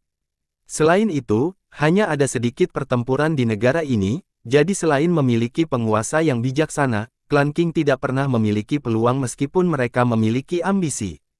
Pembaruan Net from Novel INGOM. Oleh karena itu, perkembangan saat ini merupakan kesempatan yang dianugerahkan Tuhan bagi mereka. Kematian King Yu bersamaan dengan pemberontakan yang disebabkan oleh klan Huangfu, terutama kedatangan leluhurnya, memungkinkan terjadinya keadaan di mana mereka dapat menekan kekuasaan istana. Dalam situasi seperti ini, klan Qing dan klan Huangfu cukup dekat. Klan Huangfu ingin membuat badai di negara itu sementara klan Qing menginginkan kekuasaan kerajaan. Selain itu, Pil King klan Qing, yang selalu mengasingkan diri, akhirnya memutuskan untuk menunjukkan dirinya. Tindakan ini bisa diartikan sebagai tindakan yang cukup mengancam. Padahal, mereka sangat optimis dengan situasi ini. Penguasaan istana tidak terlalu mendukung klan Huangfu, jadi sekarang dengan adanya pemberontakan dari klan Qing mereka, ini jelas merupakan waktu terbaik untuk mengambil tindakan. Jika mereka berhasil, maka mereka akan menguasai negeri bambu raksasa. Bahkan jika kita mengambil langkah mundur dan berasumsi bahwa mereka tidak dapat merebutnya secara instan, istana kekuasaan akan terlalu sibuk untuk berkumpul dengan klan Huangfu. Pada saat itu, klan Qing masih bisa mendapatkan keuntungan terbesar. Terlebih lagi, kemunculan klan Huangfu membuat semakin banyak sekte yang memutuskan untuk menyuarakan dukungan mereka terhadap klan Qing. Dengan bantuan mereka, momentum klan Qing menjadi cukup kuat dan membanjiri seluruh negeri. Jika Nyonya Ziyan melakukan satu langkah yang salah, negaranya akan terfragmentasi. Akankah pengadilan selamat dari bencana ini? Mungkinkah pemerintahan yang telah memerintah suatu negara selama jutaan tahun pada akhirnya akan berakhir? Beberapa generasi tua tidak bisa khawatir. Seorang tokoh hebat memandang ke langit malam dan perlahan berbicara, pagi akan segera tiba. Pada saat itu, kami akan segera mengetahui hasilnya. Bagi banyak sekte di negara ini dan para penggarap di ibu kota, malam ini sangat panjang dan membosankan. Bagi sebagian besar dari mereka, hal itu hampir merupakan direndam. Mereka semua tahu malam ini akan damai, tapi ini hanyalah ketenangan sebelum badai. Dengan satu kesalahan saja, besok seluruh negeri akan mengalami perubahan besar. Sinar matahari akhirnya menyinari ibu kota, membangunkan banyak orang. Saat ini, banyak yang memutuskan mundur, ada yang ingin menonton, dan ada pula yang ingin menawarkan dukungannya. Adapun pihak mana yang mereka dukung, hanya mereka sendiri yang tahu. Matahari perlahan terbit dan ibu kota menjadi ramai dengan orang-orang yang datang dan pergi. Namun, dibandingkan pemandangan ramai biasanya, suasananya jauh lebih suram. Baik pejalan kaki di tanah maupun para pembudidaya yang terbang di langit memasang ekspresi yang berat. Di siang hari, banyak petani dengan penuh perhatian memperhatikan setiap pergerakan dari istana pemerintahan. Saat matahari terbit, para penggarap sudah terlihat berdiri di luar pelataran untuk mengantisipasi pertemuan kedua belah pihak. Ledakan. Akhirnya tibalah saatnya. Aura agung dari Virtuous Paragon langsung melesat ke langit seolah-olah ada dewa yang datang pada saat ini. Di bawah momentum yang begitu sombong, seluruh ibu kota tampak berguncang. Seolah-olah orang tersebut dapat menghancurkan seluruh kota dengan satu hentakan. Ibu kotanya hanyalah sebuah perahu kecil di tengah badai yang menjadi auranya dan bisa digulingkan kapan saja. Ini adalah leluhur Huangfu. Meskipun rambutnya benar-benar beruban dan energi darahnya yang dulunya mengerikan telah tergeletak seperti matahari terbenam, dia masih memancarkan aura yang menggelegar seolah-olah dia sedang mengendarai badai. Ini adalah kekuatan yang mampu mengendalikan banyak sekali alam. Leluhur Huangfu adalah eksistensi yang sangat kuat dan benar-benar mampu menyebabkan para penggarap gemetar. Seolah-olah sedikit isyarat darinya bisa membakar langit dan membelah laut. Sementara itu, di belakangnya ada sekelompok ahli yang mencakup Raja Surgawi, penguasa Surgawi, dan orang suci kuno. Energi darah mereka melonjak ke langit ketika sekelompok cincin dewa berputar di sekitar mereka. Mereka datang bersama leluhur mereka dan tidak memandang siapapun saat mereka bepergian tanpa ragu-ragu. Mereka tidak repot-repot menyembunyikan aura mereka sama sekali. Sebaliknya, mereka melepaskan mereka tanpa rasa segan dan dengan cara yang sangat arogan tanpa menghormati ibu kota. Apakah klan Huangfu ingin berusaha menguasai tenaga nenek moyang saja adalah satu hal, tetapi bahkan ada 3 tetua tinggi dan 5 tetua juga, belum lagi ahli lainnya. Banyak ahli menarik napas dalam-dalam dan bergidik setelah melihat barisan klan Huangfu. Jelas bagi mereka bahwa klan Huangfu tidak datang untuk melakukan rekonsiliasi. Tampak jelas bahwa mereka tidak berniat duduk untuk berbicara. Bahkan orang yang lewat pun tahu bahwa mereka ingin bertarung. Setelah orang-orang Huangfu memasuki kota, orang-orang dari klan Qing adalah yang berikutnya. Kelompok ini dipimpin oleh Master Klan Qing, dan terdiri dari beberapa orang, termasuk para tetua. Selain orang-orang dari klan Qing, ada juga beberapa ahli pendamping dari garis keturunan lain yang ingin membantu klan Qing. Meskipun kelompok ini tidak setuju dengan klan Huangfu, mereka mengimbanginya dengan jumlah. Mereka memasuki ibu kota satu demi satu dengan momentum yang agresif pula. Dalam sekejap, kelompok dari 2 klan itu berada tepat di luar istana. Mereka bersatu dan menciptakan aura yang sangat kuat, menyebabkan banyak penonton menonton dengan tegang. Pada saat ini, suara mencicit muncul ketika 2 gerbang berat di depan istana akhirnya terbuka. Di atas istana, di atas rangkaian anak tangga, terdapat sebuah kursi kayu berlengan dengan seorang pemuda yang tampak sangat biasa duduk di atasnya. Di belakang pemuda ini ada 18 Raja Iblis yang berdiri dalam barisan sementara Nyonya Ziyan, sang Raja Kerajaan, berdiri di samping pemuda biasa ini. Siapa pria itu? Ketika para penggarap yang berdiri jauh dari istana melihat pemandangan ini, mereka dikejutkan oleh gambaran yang tak terbayangkan ini. 18 raja dapat diartikan sebagai penguasaan di wilayah mereka sendiri, individu dengan prestise yang tinggi. Terlebih lagi, mereka semua adalah penguasa surgawi. Namun kini, mereka melanda di belakang pemuda ini. Yang lebih mengejutkan lagi bagi Nyonya Ziyan, seorang raja kerajaan dan raja surgawi seperti dia hanya bisa berdiri di samping pemuda ini. Sekilas saja sudah bisa diketahui bahwa pemuda ini adalah orang yang bertanggung jawab saat ini dan Nyonya Ziyan hanya berdiri di sana untuk menemaninya. Hal ini membuat takut dan bingung banyak petani ketika mereka mencoba mengungkap identitas pemuda di depan. Siapakah dia yang mampu memimpin 18 raja dan bahkan Nyonya Ziyan? Dia adalah seorang alkemis yang baru-baru ini muncul di ibu kota. Saya pikir namanya adalah Li Qiye, orang yang menghabiskan banyak uang di Golem Square.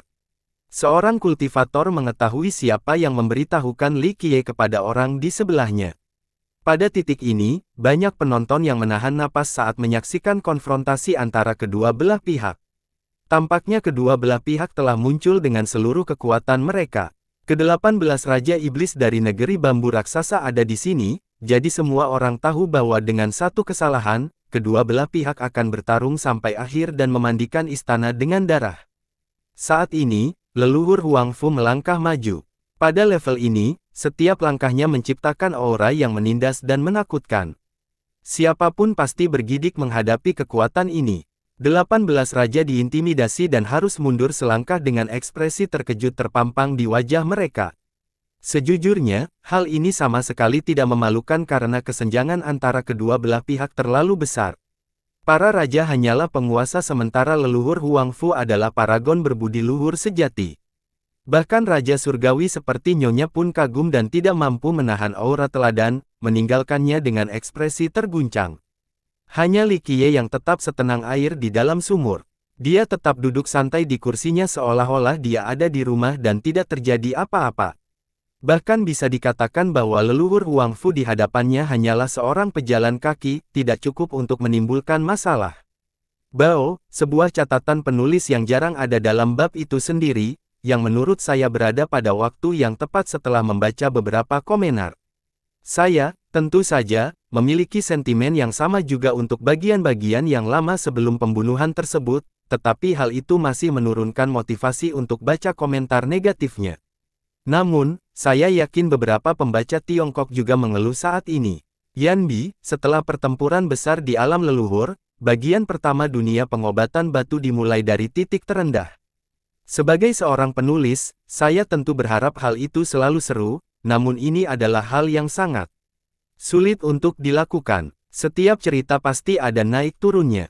Singkatnya, plot setelahnya akan menjadi lebih cemerlang dan saya akan mencoba menyempurnakannya lebih jauh lagi di masa mendatang. Selamat malam mimpi indah. Leluhur Huang Fu adalah orang yang mengetahui barang-barangnya. Matanya melirik setelah melihat bagaimana Li Qiye tidak terganggu oleh auranya. Menurutnya, agar pemuda seperti ini tidak terintimidasi oleh auranya, dia harus menjadi seorang virtues paragon atau memiliki hati dao yang tak tergoyahkan. Pada saat ini, leluhur Huang Fu bertanya dengan suara yang keras, apakah leluhurmu muncul atau tidak? Meski tidak terlalu nyaring, suaranya menggelegar seperti genderang di telinga semua orang, cukup menimbulkan efek jera dan membuat mereka berinteraksi. Nenek moyang belum mengambil tindakan, tapi auranya saja sudah cukup untuk menakut-nakuti orang-orang yang hadir. Ini adalah bagian menakutkan dari virtues paragon, mereka yang hadir bisa merasakan kesenjangan antara mereka dan teladan. Nenek-nenek moyang kita tidak perlu khawatir tentang masalah ini. Kali ini, Nyonya Ziyan menjawab perlahan. Bagus. Keturunan negeri bambu raksasa sangat percaya diri. Leluhur Huang Fu dengan dingin berkata, baiklah, jika itu terjadi, apakah Anda yang bertanggung jawab di sini? Tidak, bangsawan muda Li yang bertanggung jawab dan dapat mewakili seluruh negara kita. Nyonya Ziyan dengan tenang menjawab dengan ekspresi serius.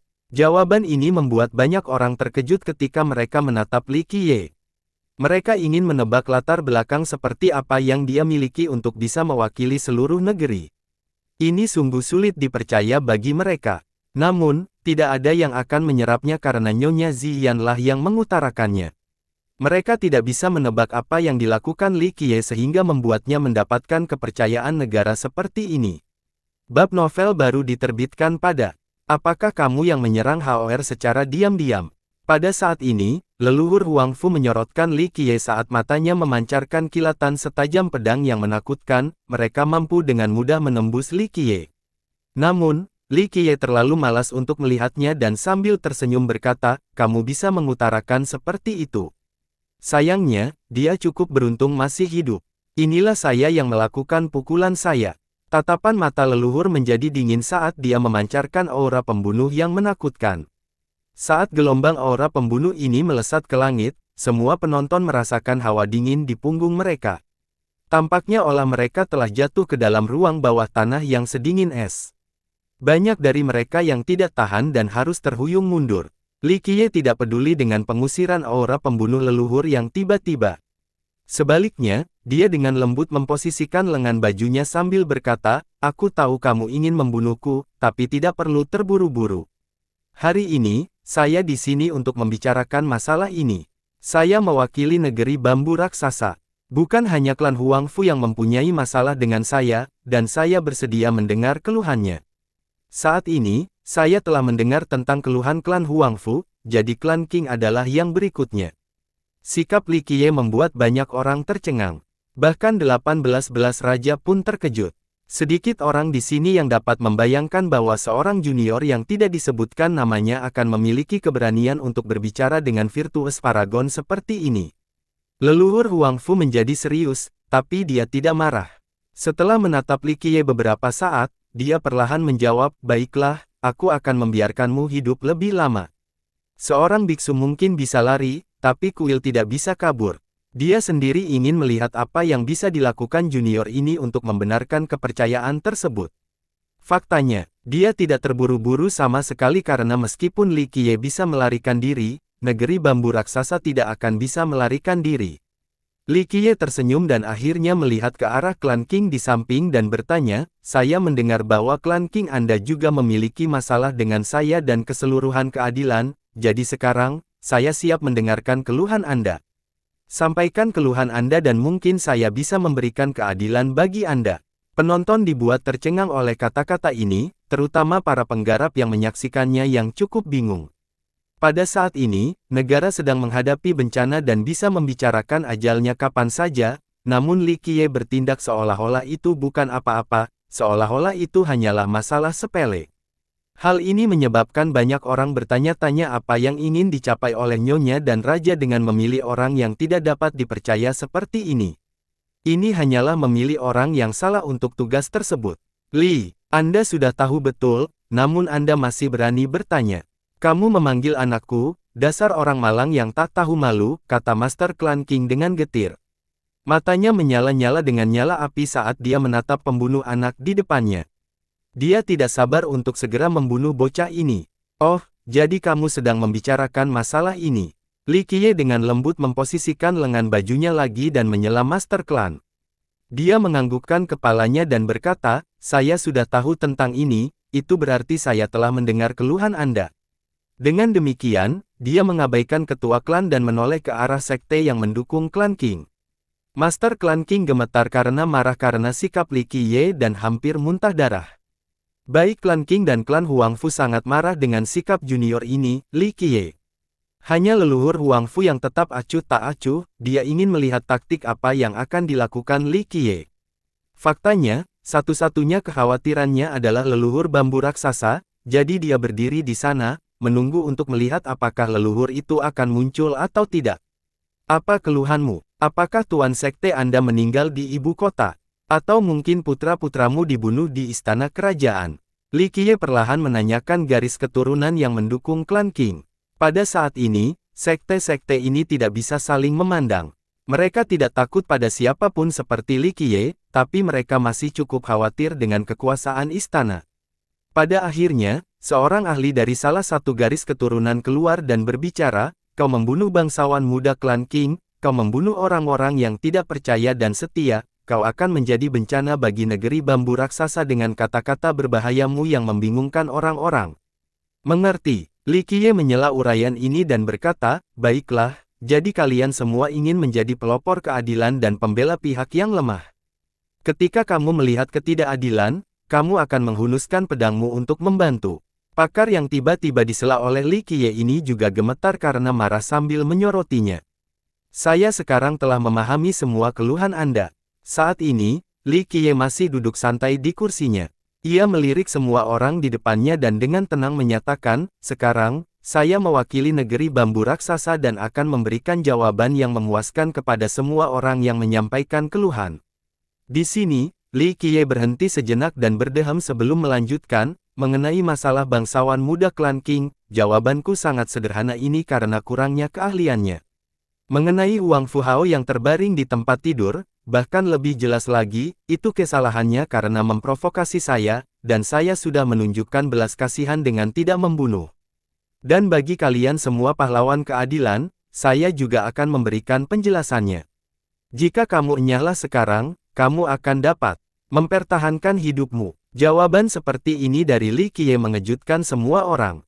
Klan Huangfu, klan King, dan semua sekte lain yang datang membantu menyalahkan Li Qiye saat kemarahan mereka meningkat ke tingkat yang lebih tinggi.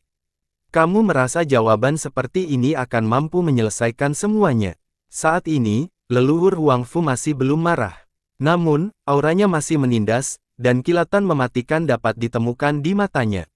Dia bertekad untuk membunuh Li Qiye saat ini. Bagi eksistensi seperti Virtuous Paragon ini, bahkan jika mereka marah pada Li Qiye, tidak perlu berteriak dan berteriak untuk melepaskan ketidakpuasan mereka, mereka lebih memilih langsung membunuh saja. Jadi kamu punya ide? Li Qiye mengungkapkan leluhur yang terprovokasi niat membunuh dan berkata, jika Anda memilikinya, maka saya bersedia mendengarkan. Saya selalu menjadi orang yang rendah hati yang menerima nasihat baik dan tidak akan bertindak sembarangan. Saya senang mendengarkan ketika orang lain mengeluh tentang saya. Nyonya Ziyan, yang berdiri di samping Li Qiye, kehabisan kata-kata. Jika dia adalah orang yang rendah hati dan mendengarkan nasihat, maka dia akan menjadi orang bijak yang bijaksana, penguasa sejati dari legenda. Dia tidak bisa menahan senyumnya yang tak berdaya melihat kesombongan Li Qiye. Negeri bambu raksasamu yang menyakiti HOR-ku adalah kejahatan besar. Ini menantang prestise klan saya, memandang rendah kami dengan kejelekan, dan juga mendeklarasikan perang. Pada saat ini, leluhur Huangfu dengan dingin berbicara, klan kami memberi Anda dua pilihan. Yang pertama adalah perang sampai salah satu dari kita kalah. Li Qiye tertawa riang setelah mendengar ini dan bertanya, oh, kalau begitu pilihan lainnya bukanlah perang. Melihat mereka berbicara seperti ini, terutama sikap santai Li Qiye, mereka yang tidak mengetahui keadaan saat ini akan berpikir bahwa mereka hanya sekedar teman mengobrol. Sikap Li Qiye menyebabkan banyak orang terdiam, nyatanya, hal itu hampir membuat mereka gila. Retorika acuh tak acuh dan sikapnya yang apapun tidak mendapat tempat dalam urusan nasional. Ini lebih seperti anak kecil yang sedang bermain-main. Leluhur Huang Fu memelototi Li Qiye. Pada saat ini, sebagai virtuos paragon, dia yakin 100% bahwa leluhur bambu raksasa sama sekali tidak muncul. Jadi tanpa leluhur ini, bagaimana anak nakal di depan ini bisa begitu percaya diri seolah-olah semuanya berada di bawah kendalinya? Hal ini menyebabkan leluhur Huang Fu menjadi cukup waspada. Dalam pandangannya, Li Qiye tidak punya tempat untuk bersaing dengannya.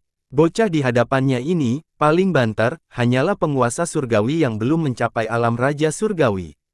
Tidak ada perbedaan antara bocah nakal dan semut di matanya, namun semut tersebut masih berani bertindak begitu menghina dengan cara yang begitu santai. Hal ini membuat nenek moyang merasa sangat aneh. Selama tatapan ini, semua orang menyaksikan dengan napas tertahan saat mereka semua memandang dalam diam. Di mata semua orang, leluhur Huang Fu adalah seekor binatang buas yang mengawasi mangsanya, dan Li Qiye hanyalah seekor domba kecil. Mereka percaya bahwa seekor domba seperti Li Qiye akan ditelan oleh leluhurnya dalam satu tegukan. Li Qiye bahkan tidak cukup untuk dianggap sebagai makanan enak. Bersambung.